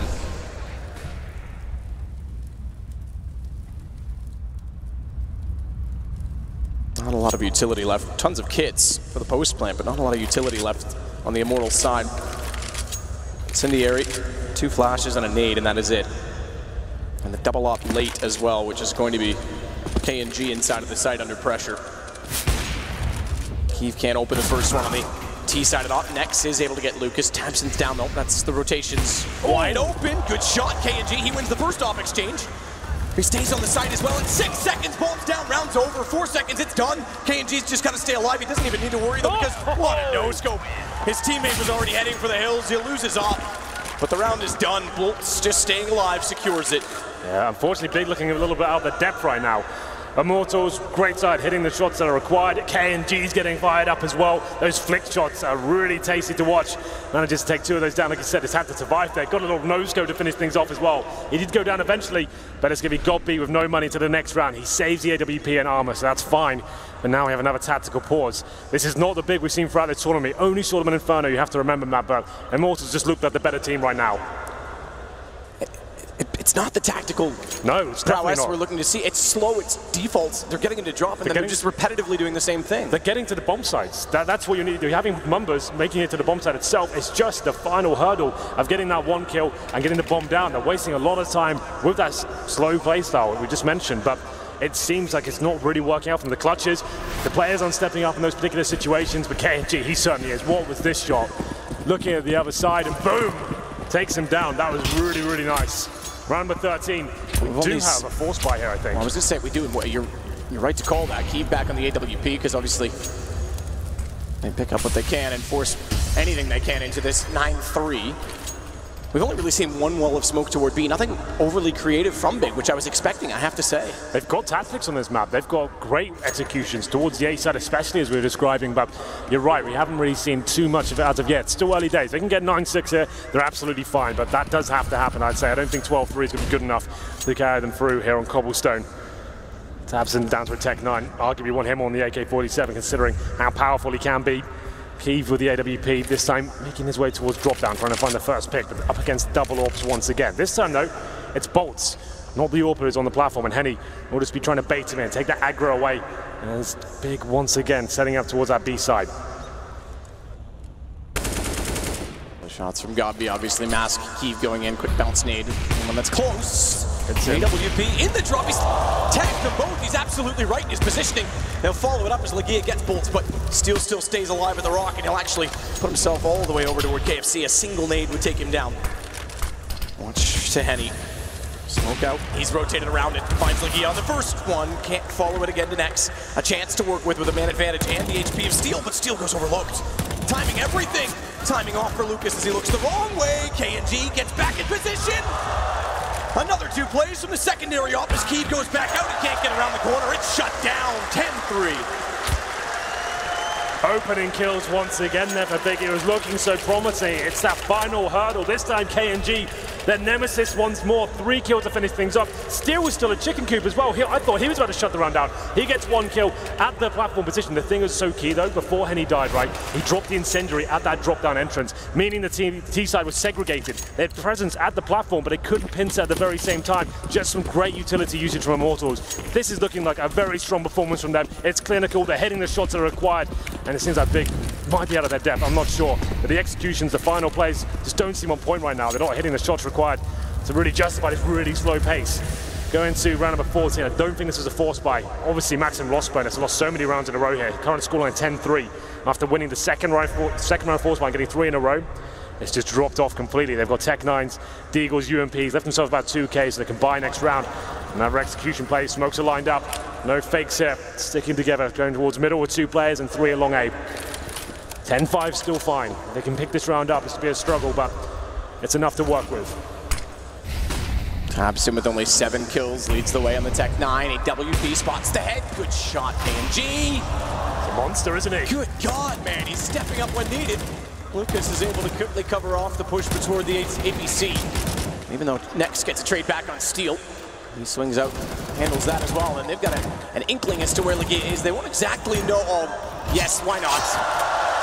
Why not, Legia? Give me something to cheer about. Oh, he's actually gotten this side aggressive. He's down to a 1 versus 2, and he knows there was one more rotating over. He could have easily caught bolts off. Yeah, decent attempt from Legia, I have to say, but not for naught. Gets the knife kill, it means he gets more muddy as the next round can drop the AWP. That's actually quite substantial for him. 11-3 though, cannot convert these rounds.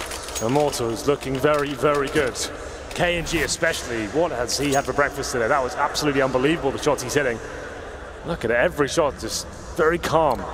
And we were told how good he can be at AWPing when he first joined his team, but we thought, they've already got a Henny, why do you need another AWPer? But it's paying off in spades right now. We're going to round number 15.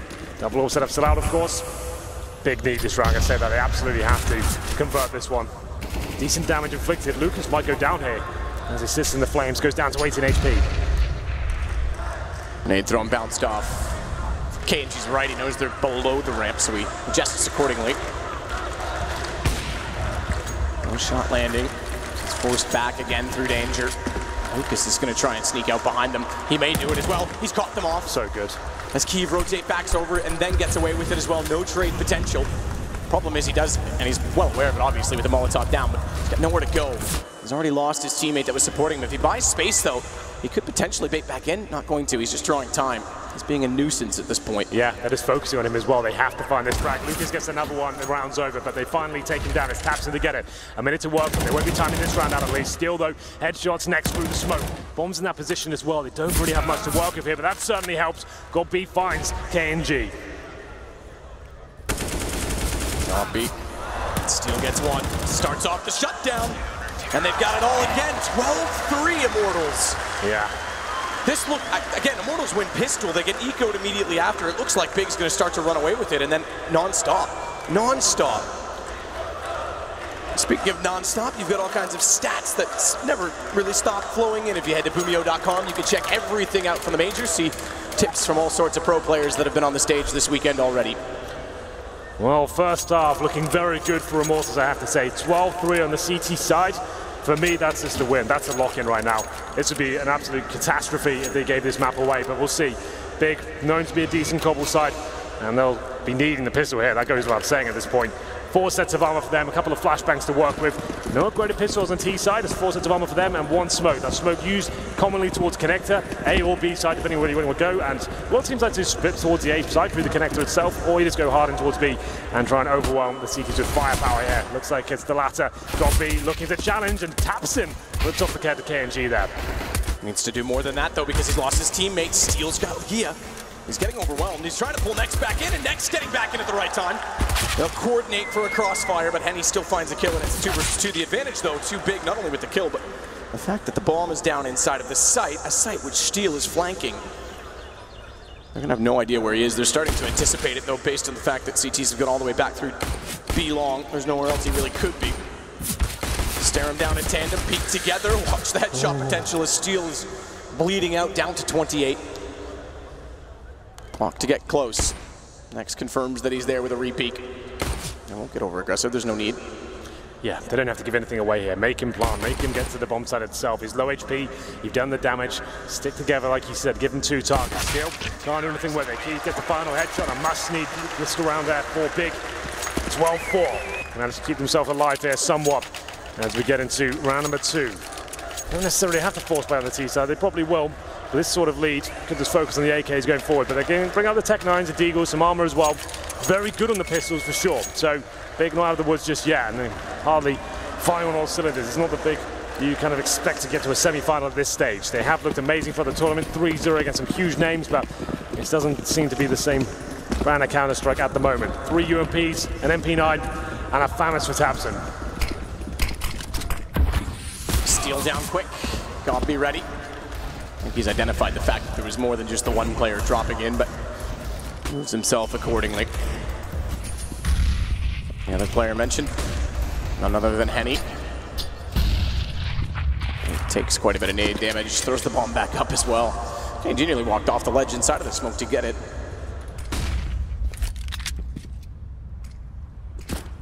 But Henny committed. And all the rotations have gone toward the B side. Lucas seeing if anyone's going to push all the way through. Well, here's the 5-on-4. The hard work has been done for the CTs here. Now, just hold the crossfires, wait for the final commitment to come in. Immortal should be taken down 1 by 1. Time ticking away. Less than a minute now as Henny gets towards the drop down. He's got a flashbang though. Could find Godby here. Godby is decent at drop down, knows what he has to do. He might overlook this corner though. That could be an absolute shame, but the timing somehow for Henny has the knife out of that point as we bolt so in the back in the round of the headshot taps him. KNG wants to get through. Lucas was watching flank, no one to worry about in that position yet. Instead, it's in the sight. MP9 Kiev, good firing range position as he gets closer and closer. Godby will get the kill in the end.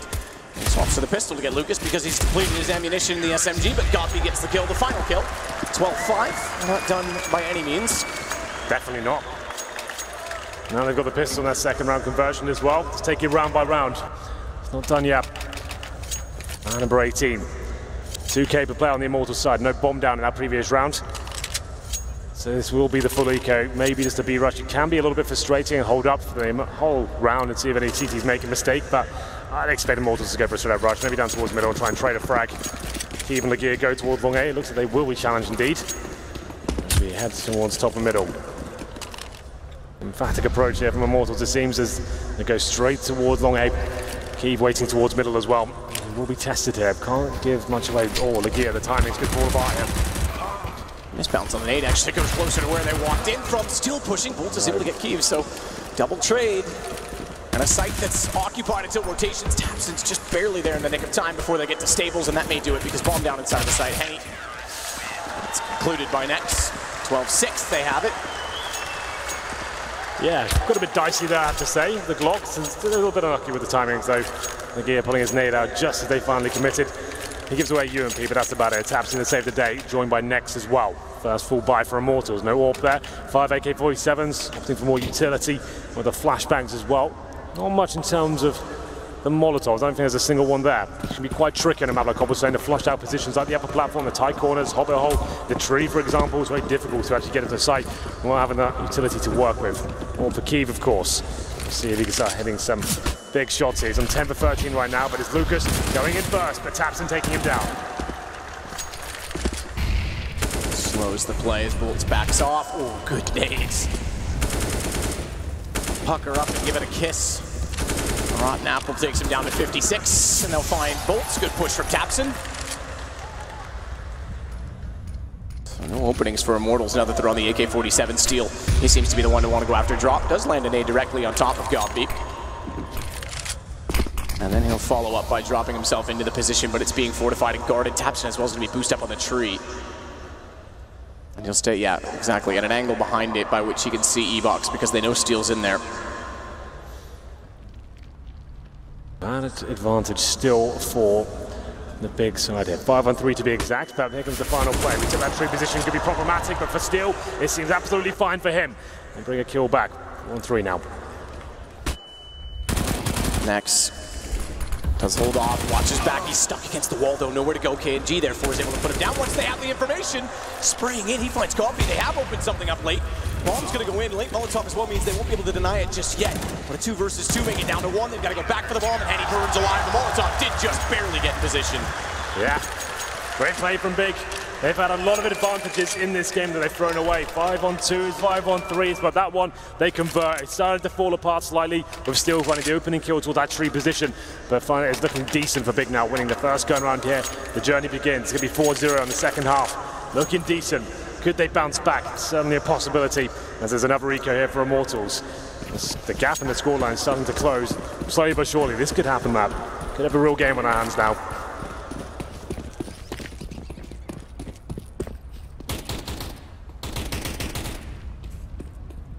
Deagle toward long, Lucas going against Lagia. Lagia backs off. Oh, the nade is perfectly positioned. Tapson gets a kill. Lagia realizes he's got company on either side. Identifies correctly which wants to arrive first and gets the kill accordingly. Smoked off as he is though. They want to try and rush directly by and get toward the A site, but Kiev waits for the AWP. Should be a clean sweep, and it is. So Big fighting back valiantly.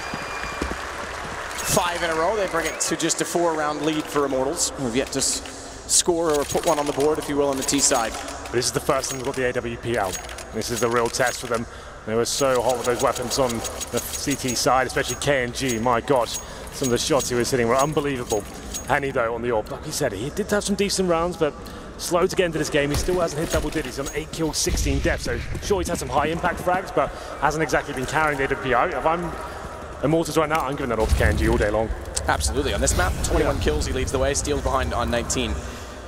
But much more of a team game in terms of kill distribution on the big side. Again, some pressure toward long early A, that is. B has pressure at long from the CTs rather than anyone on the terrorist side, on Immortal's side. Bomb down inside of the tunnels as well. Play the pick. 3 players at long could flash each other around the corner.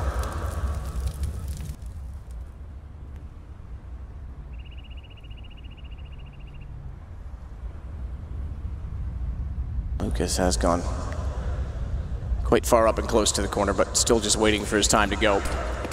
Flashes land, no one in position at the corner. Lagia instead at the hay bales didn't get winded up. He's able to find a single kill. Henny on the AWP is going to try and slow peek, but thankfully backs away and the smoke comes down. He's so low, Lagia. He can't find the shot because the reason I was saying it was almost to the benefit of him that the smoke came in is that they were bringing out the AWP in Tapson's hand to try and get a shot, or rather, excuse me, the M4 in Tapson's hand to try and get a secondary shot. Down drop, meanwhile, Bomb is in position, blinded up. Goffy hears them, but doesn't have the vision. Good spot from Nex. Drops the bomb inside, finds the gap, finds KNG. Yeah, it's really solid CT side from Big so far. Not done in this quarterfinal just yet, it seems. Have a timeout for Immortals here. It's towards long A. Lagia's looking very strong there, confident almost. He's by himself, doesn't have anyone else to play off there. Takes the jewel, drops the smoke as well. Completely isolates any remaining T's on the other side. He falls back. And it's up to GOB to defend the drop-down area. He can't do it, but his teammate Nex, as we said, showing some fantastic form in this tournament, continues it ahead. 4 seconds remaining. Henny has to save the AWP. He's above drop-down right now. Looks like he'll be fine to save the weapon. But Immortals, generally speaking, haven't really impressed me at all here in the second half. 12-9 as we start to close the gap. Immortals' timeout does come in indeed. Tactical for sure. Their first one. This shows you how kind of the difference in the first half and the second. They haven't had to use a pause whatsoever at this point, but now the sun is looking a little bit uncomfortable. and working out what's the play here. Henny with the Sage AWP. He's got armor, got a smoke to work with, but no money from not surviving that previous round. His teammates just the maximum loss bonus here, $3,400 per player. A little bit more than that on top, so AKs and armor can come out, but 3 smokes in total, 2 flashbangs. Doesn't look amazing for them. In terms of the predictions here, the pick and challenge is going to be 68% in favor of Big. I guess it's about right, depending where you're from, but... It doesn't surprise me, actually, just based on how they did in the group stages. Sure. I think there was a bit of a bandwagon behind that as well, so... Yeah, that's fair enough. Round number 22 then. All power for Henny once again, who hasn't been playing amazingly. Hasn't really opened up the maps that much in this T-side. Goes towards the upper platform, up against Kiev, who's been pretty decent. And he's towards long A this time. Lagia changing his position. This is a heavy B focus. So this Kiev, the only player on the A side of the map. Lagia towards drop down, backing up got B as well, where he's had some aggro, a bit of some issues there. So that's why it's good, right, to do it right now after you've shown Lagia on that side of the map and having taps in there as well. Just to shift them over, a completely different setup to try and counter what Immortals are doing. Oof, that nade. That's so good again, so well timed. Again, Molotov damage is actually extending a lot further than I think Lucas was ready for. Yeah, that almost killed him immediately. He goes down to 19 HP. Well. No kill coming in just yet, but as good as. Lucas down to 19, still at 55. Kiev come to his play by himself, still towards top middle. They haven't really gained anything at the B side. No one in drop down, and it's getting bullied by the utility at this point. Big looking for double digits, and that's when things get quite scary indeed for the Immortal side. Could they actually throw the 12-3 lead?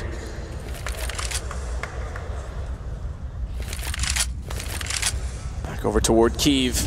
Bomb toward A. Lagia's going to have to be high on his heels to rotate. A timely rotation. Good shot, Kiev, therefore, to start it off. Yeah. KNG wants to slip in undetected towards Stables. He's at least got close to cannons, but wrapping around is the next challenge as Kiev goes up. Can't quite get the shot, knows that there's 2 there, and therefore sits back and controls the tight angle. So close again.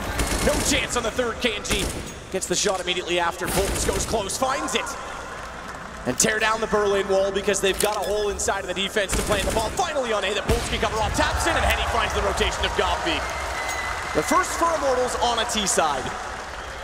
It was looking so good for Big at that stage. Got the opening pick, and I was about to say, Keith, with that one pick and alone on the A side, buys him time. He gets towards the bomb side there, and a similar sort of play we saw from KNG. He's holding the tight angle on the bomb side itself, trying to hit the flick shots, jumping around. If he hits one of those shots, they'd probably win that round, but his Bolt's giving a little bit too much to work with that, as his teammates find frags as well. They take down the players towards the balcony position. That's the first round here in the second half for Immortals. 6-1 is the scoreline. Big cannot find double digits just yet, but they've got a ton of money to work with here.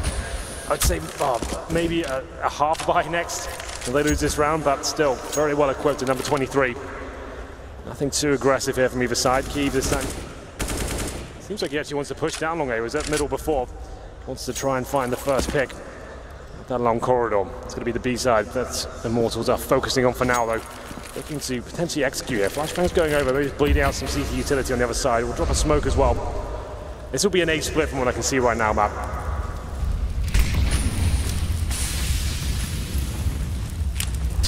Molotovs are there, nades again, well timed. That is huge because it's on a reset round. They've already got damage and they'll just fall into the rain. Gambit! He is the God B as he shuts down drop one more time. Henny in a 1 versus 5. Apparently they didn't bring enough to tear down a wall this high. Oh, it's so beautiful. The nade, everything, the timing's the perfection as well. Sitting in front of the smoke, the 3-man spray down. Immortals have no idea what has happened to them. It's Big, a really successful round there. Lost the previous, and now they get the double digits. Everyone surviving as well. Gambit on an absolute rampage. Immortals can do nothing about it. They were setting up for that A split. They tried to get the drop down control where Gambit's been allowing them to have it. He's been sitting outside the window, but this time he's in there. He's fighting, he's scrapping. And they managed to get all 3 kills. Another timeout for Immortals. They're not looking comfortable here. And that's a full reset round as well, Matt. The fact is they get no bomb down here. And let's look at it from Gambit. Just spotting them as they drop into the smoke, doing the damage, the full commitment with the 30 bullets. You'd love to see it. Gambit stepping up now. This is looking really bleak for them in the first half, but they found their footing now in the second. They can get a couple of rounds out of this. Still going to be really weak money for Immortals next round, even if they take a full eco in round number 24. I'd love to see a stat for how much nade damage has been done in the opening sectors of the round. That's 3 in a row, if I'm not mistaken. They've hit multiple people for significant damage before they're even ready to go. That's 1 HE in 2 rounds. It's done over 100 damage. Like, that's kind of nuts.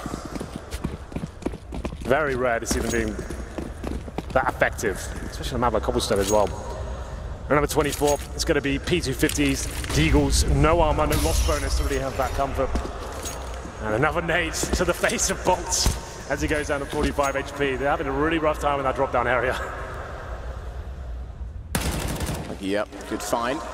It's dinked up.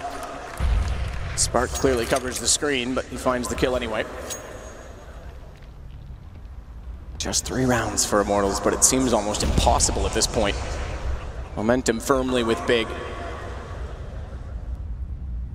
Rotations go back over toward A to support Legia. Kiev's going to sit nearby because, again, Legia on 13 can't do it alone. They'll give him the AWP, in fact, so Kiev goes on the rifle. Not something we normally see, but it has to do with the AWP positioning. He's able to get a kill as well, so justified. But they lose Kiev. Q taps and indeed, we talked about it, he always shows up. He's getting there now, 17 kills, he's catching Legia.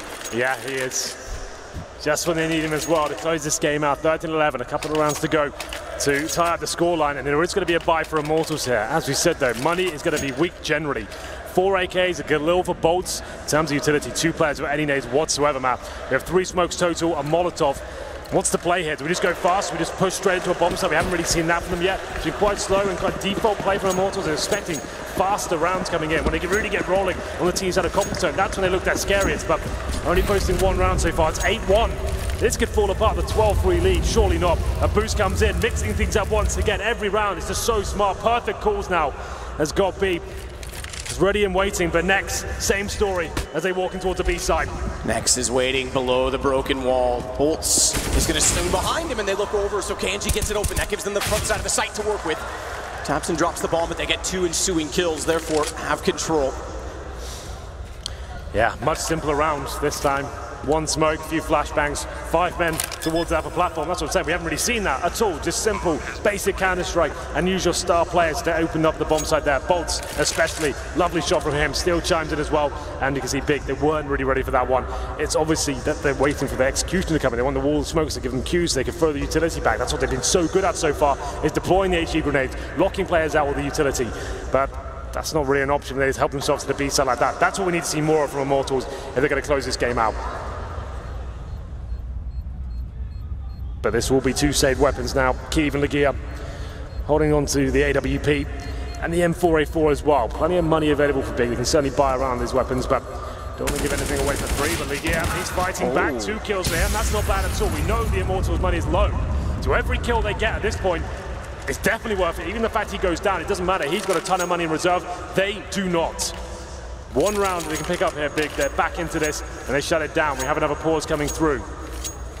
You mentioned Henny, by the way, early on, saying he hasn't really showed up. He got the 3 brilliant kills in the 5 versus 2 with his brother when they retook the B site, rather with denying the bomb plan. It wasn't even really a retake. It never had to come to that. But other than that round, he has been quiet, even on the CT side. Now, T side, admittedly, it's not like he can do as much to get aggressive with the AWP, more so because they haven't had the money for it. But he definitely has not been in this game in the capacity that I would have expected and wanted from him.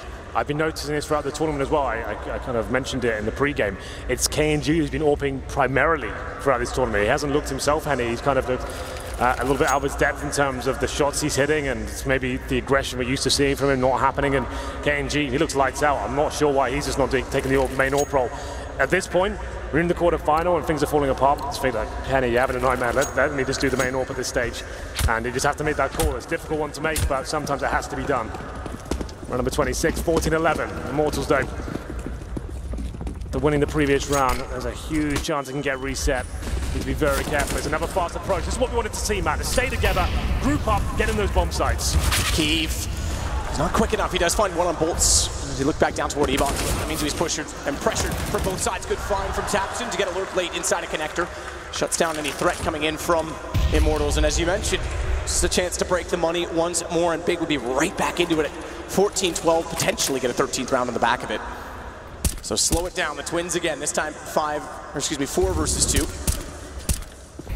Something better than they won last time they worked together on the CT side. Have to be weary of the flank walking around. Tapson's getting closer and closer. His timing's gonna be perfect. They're spotting the open. Bomb down. Tapson gets both. And Big finds well would break the economy. They certainly have control. This is like double eco territory for Immortals. If they have a pause left, this would be the time to work out what's the play, to be forced by into this. We've got 4 players with less than $3,000, 2 of which very low indeed, beneath 2,000 in fact. Tapson, lovely work there. It's a clean round for Big as they close the gap. Scoreline's 9-2. Immortals getting shut down. They're trying to mix things up. They're trying to go faster now. The simpler plays, as I said, we haven't really seen that from them. It was great for the previous round, but that one just there didn't really work out for them. Tapson with a nice flank, and there will not be a force by him. Into round number 27, things looking desperate now for the Immortals side. It's Tapson, aggressive and forward toward the platform, finds the first headshot. This takes down Lucas. Lagia, that's not bad at all. Wow. He finds 2 kills as well. 5-2. In terms of manpower, it's a very good job against the anti-eco situation, or rather with the anti-eco situation. Gambit gets himself in position through the door. 1-point game after 12-3 on the most sloppy, I guess, T-side we've seen from Big throughout the course of the event. Tapson gets KG, it's only Henny remaining. Needs kills on this P250 just to get money again. Ooh, nearly gets one. Good tag, but 3 players there waiting for his arrival. We have 1 round between them. Who would have thought? The CT sides. Well, as I said, the money's still not going to be great. Could have been double eco territory if they wanted to be, but they've opted for the buy here. Henny, just the CZ. Bolts down to Galil. UMP for KNG. I think I've painted the picture for you. It's quite a bleak scenario for the Immortal side. They do have the utility to work with. That's what they've opted for. This will be some sort of set piece. We need to see like a wall of smoke. You can't really just rely on running into a bomb site. With this sort of weaponry, we're going to have to deploy everything we've got. Throw the kitchen sink at them and see what's available as we get into round number 28. Tapson taking out KNG. Good shot. Starts it off again against Guns. Down to 50 HP, but it's a decent. Oh, not again. Not again. Another massive nade. These guys are timing it to perfection. Tapson's already got the kill. He gets all the damage required. And on top of that, oh, they're blinded up. They're standing and they're burning alive. They have no idea they're sitting on top of the flames. It's a marshmallow fest as Gambit gets back inside, and he's going to be the best to shut down Steel. They'll lose themselves inside of the smoke, but watch for the apparition to emerge. Next, he's not haunted by any ghost to Miguel. Bomb left down on top of the platform, and another shot to tie it up. Lagia's got it, 14-14. They're looking hot right now, Big. They're managing to hit all their shots, working perfectly as a unit. I wasn't believing coming to the second half from what I saw in the first, but this has been a marvelous performance for them. And you're right, tying things up at 14-14. That was the force buy for Immortals as well. They're going into round number 29 with pistols only. That's it. They're force buying in with Tech 9 CZs. And it's the nades once again, Matt. How much damage they do with these HE grenades over and over again. Playing out of their minds right now in the second half. The Gears after 28 frags, not known as the biggest fragger, arguably one of their weakest players, stepping up and going huge here in the quarterfinal. Invigorated. Come under some criticism in this event for all sorts of things we all know about. But they've stepped up when it matters, and they actually are in a position to find map points against just pistols. Another nade potentially, this time from Molotov. Incendiary to be specific and precise. Yeah. That's a nade though, and it'll do damage again to the corner. It's not quite 100 damage, but it's still decent. We'll take it. Yeah, still see it. I mean, the guns don't even have to do the work. You talk about M4s not being one-shot headshots. Well, okay, they are if you do 50 damage every time with a nade. This must be the most damage of HE grades we've seen in a single half. It's unbelievable. The work they're doing with those lesser utility, really. It's the one that's not purchased the most. You're often opting for the smokes, the flashbangs, and the Molotovs. The HE is like a luxury sometimes.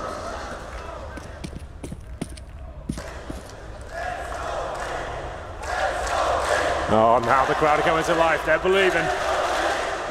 Here we go. Pistols, a final play towards the B bomb site. Immortals have to dig so deep this one. Lose this round, it's pretty much over. Still no money. Final flashbang. Here we go. Through the smoke, it works. They don't spot next to the archway. They'll get him back. And on top of getting him, they actually do find Gambit immediately before. So it's a 2 versus 2, but Keeb with the AWP continues to look hot in this event. And a fast flick puts map point on the board for Big first.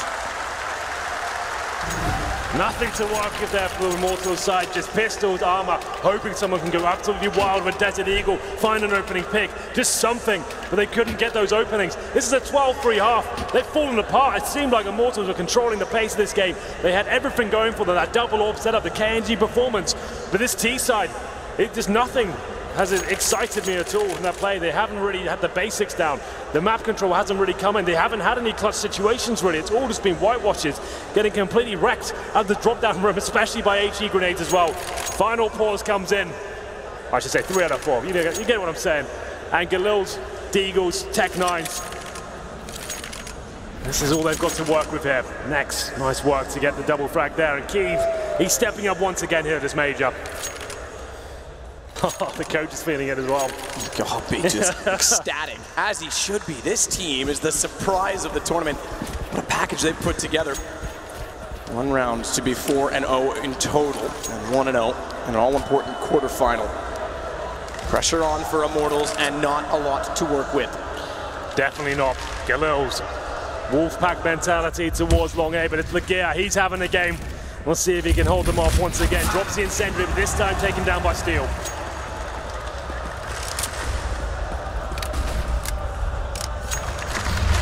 To danger.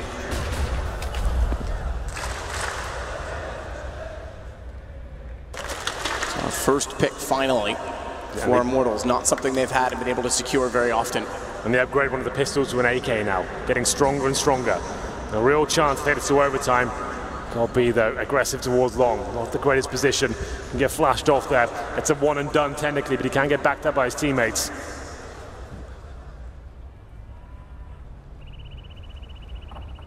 Boost for Tabson. I like that boost though. This is exciting me. Tabson can cause some damage here, but they are focusing primarily towards Long A. He's going to have to turn around and back up. Got B. Good smoke though. Perfect smoke. Slows them down. Partially blinded. Can Tabson see above it? That's the better question. Missed time from Gambit, and we might have overtime on the cards. Tabson's forced off of it. It's a 5 versus 3, and he's got caught out by KNG wrapping around. Of all times to not be able to shut them down. Oh, next. So close to taking out Steel. 2 HP, a WP for Kiev. But he's got to go a lot further than just 1 kill. In a panic situation toward the vent because bomb planted. He has a kit, but no further utility. And he's stuck on the AWP, at least for now. If he wants another gun, he's got to get a lot closer. Wrapping around as well, even if he goes toward the huts. Bolts finds him from the top of the ramp, and we've got extra rounds. We're going into overtime. It didn't look likely there. Immortals struggling tremendously on this T side. Great half from Big, I have to say, but falling at the final hurdle there. Everything's reset now. That momentum does not carry through. 10K per player. MR3 will be first and 19 at the top of the scoreboards. 18-18, we do it all over again. We do not swap halves. Immortals stay on the T side here. And it seems like they're finding more success for these simpler plays, just grouping up, focusing on Long A, finding that first pick as well. The gear that went down first has been an absolute monster in this second half.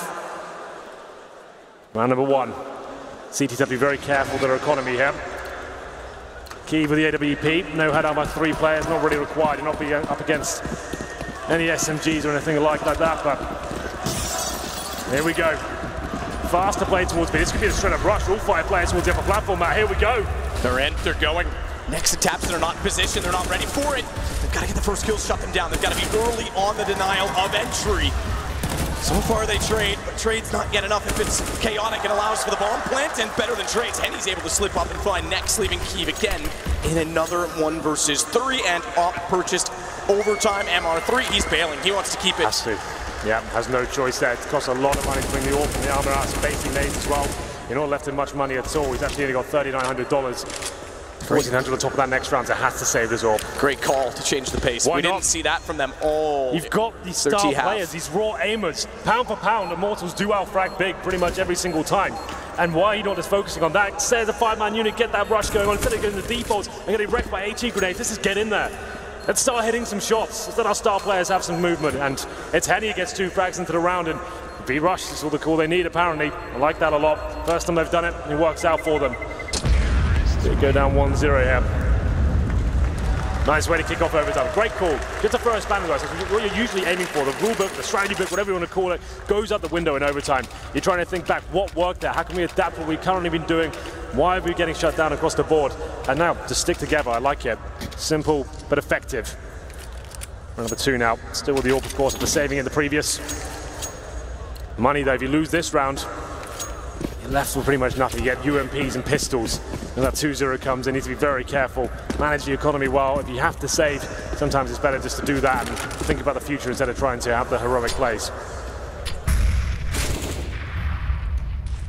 Close proximity to the doorway. Yep, he wants them to walk in, and they do. Thank you very much. I'll take charity at any point in time, as Lucas is at least able to trade it back by getting Gambit to ward drop. Kiev double scoped, wants the first shot. Jump across, forget it, he'll flick.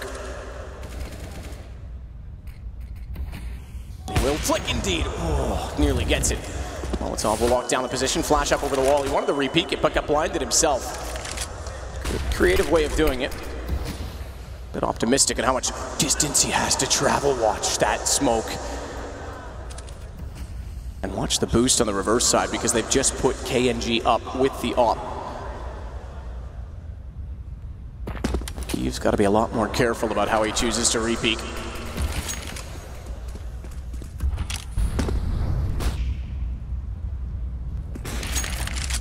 Flank heading toward Legia. Smart reposition for the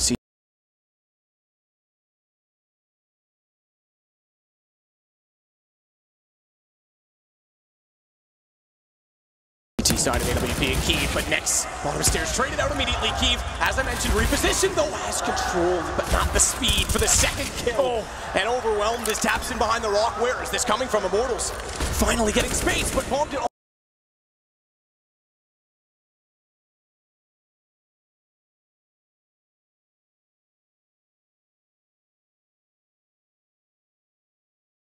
Oh, missed shot. Legia had to hit that early and bring it to the one-on-one as soon as the bomb was planted. Now the element of surprise gone, but still he's able to push through. Bolts is not ready for it. Lucas comes back through.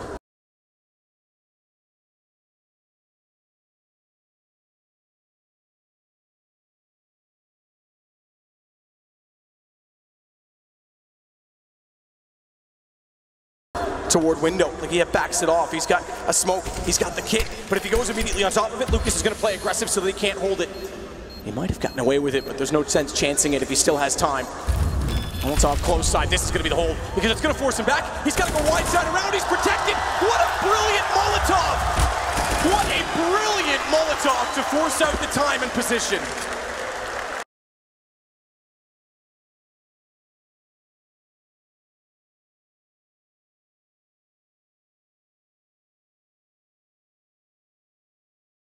Very calm. Great work there from Legia. Knew exactly what he had to do there. I was about to say as we were building that one up, he's got a smoke and an incendiary. He can lock off 2 key points of the map there. Wherever he's going to be struggling. I thought he dropped the incendiary towards drop down, then goes to that defuse. That's the only place he can be is connector or the drop down room. He could be doing to the full defuse of that plant as well. The incendiary toward that area. He's done it, but like you said, even better perhaps. Covering himself with smoke, little smile there perhaps. He knows he's enjoying himself. He's having one hell of a game. Probably the best performance I've seen from Legia in quite some time. Rush middle. It's up to Immortals now to dictate the pace. That nade again. It's happening. It's absolutely slaughtering them as KNG at least trades it this time, but it gives Legia again a chance. Smoke down. He's got to push through it because he's given up A, and oh, he's being watched, but not anymore. Patience. Patience not anymore either because Gambit's got the kill, but he's still in a good position. KNG knows it. He's going to go hunting for him. Spots the head, but can't get the shot. A big whiff. Leaves them locked on 2s. HP relatively even. But advantage to the bomb plant. Legia tagged through the door.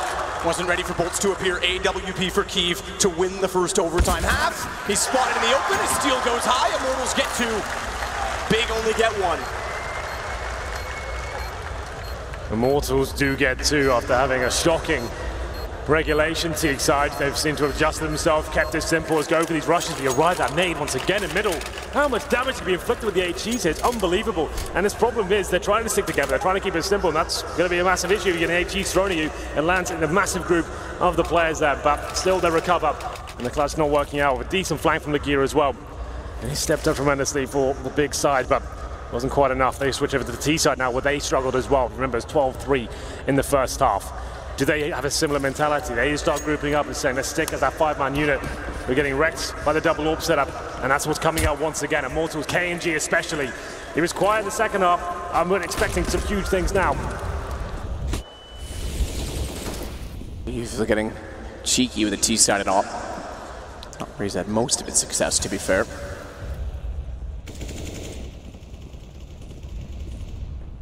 How does it always seem to go that when T-sides are the struggle in the regular 30 rounds, you hit overtime, and suddenly they appear with a change in pace and urgency? Watch out for Gambit to check corner. If tactics weren't a thing the first time they played on the T-half, they might need to be now. Slow pace again.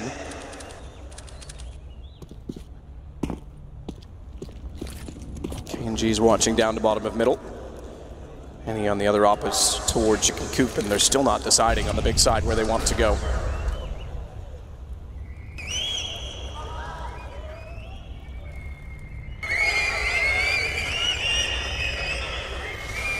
Very patient from Immortals. Indeed. Not buying into any of the slow play from Big, not going for information that could cost them. One more round from that point. Don't want to give anything away here. Pushing that CT side, don't want that money to start dwindling away. Will be an A-sided attack. Tapson once again a drop down. His 4 teammates waiting to execute, but they did run out of time. They weren't managing that correctly in regulation. It's going to be still to find Tap. That's a key frag. Here comes the final commitment there, but Legia hitting shots once again. Good opener. They know Lucas is toward the barrels. The problem is to get far enough inside of the site to get him. They have to cover off the balcony. They've done that. And down they both go. Bomb plant follows immediately as Steel goes down to next. Very good entry, and it wasn't strategical. It wasn't tactical. It was just straight up. Entry kills and leaves Henny. And versus 3, it was 4. Chances of anything beyond that, pretty slim. Doesn't have a kid either, so backs away. 17-17. Indeed. It's 18 required from that point, but Big do tie things up. Slow and steady as usual, but this time much better. I thought Immortals could pick that one up, considering one of the key scalps for Big went down first. Tapson in that drop-down room. They go towards A, they stick together. Magia opening things up.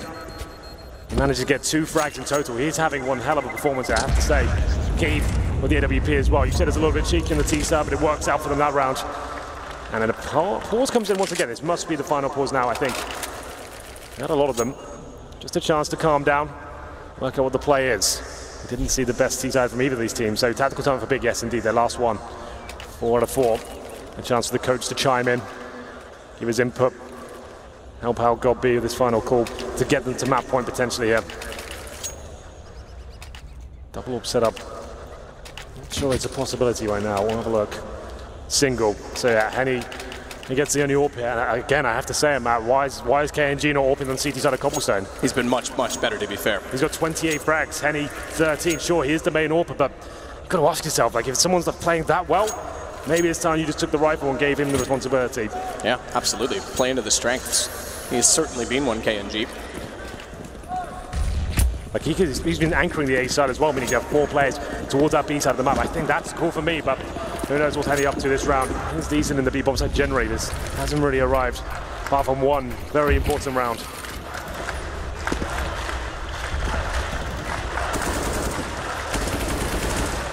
Right through the smoke. Next will jump across.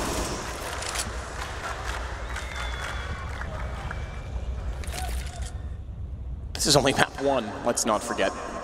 Immortals allowed Inferno to come into the pool. SK were bested on by Big. Not so sure we can still say they're the little brother anymore, Immortals. I think they're emerging from the shadow at this point. In this event, they are legends, rightfully so. Oh, look at the nades again. This time it's against Big. They're the ones caught off by a really well-thrown double Molotov play.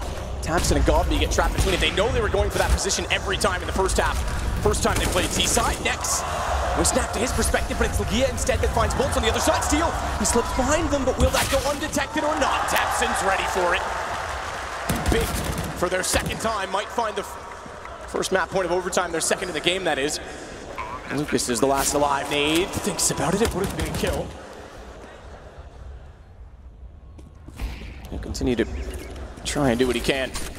Pretty much has to at this point in time, and through the edge of the door they spot him. Gambit's able to capitalize. 18-17 for Big.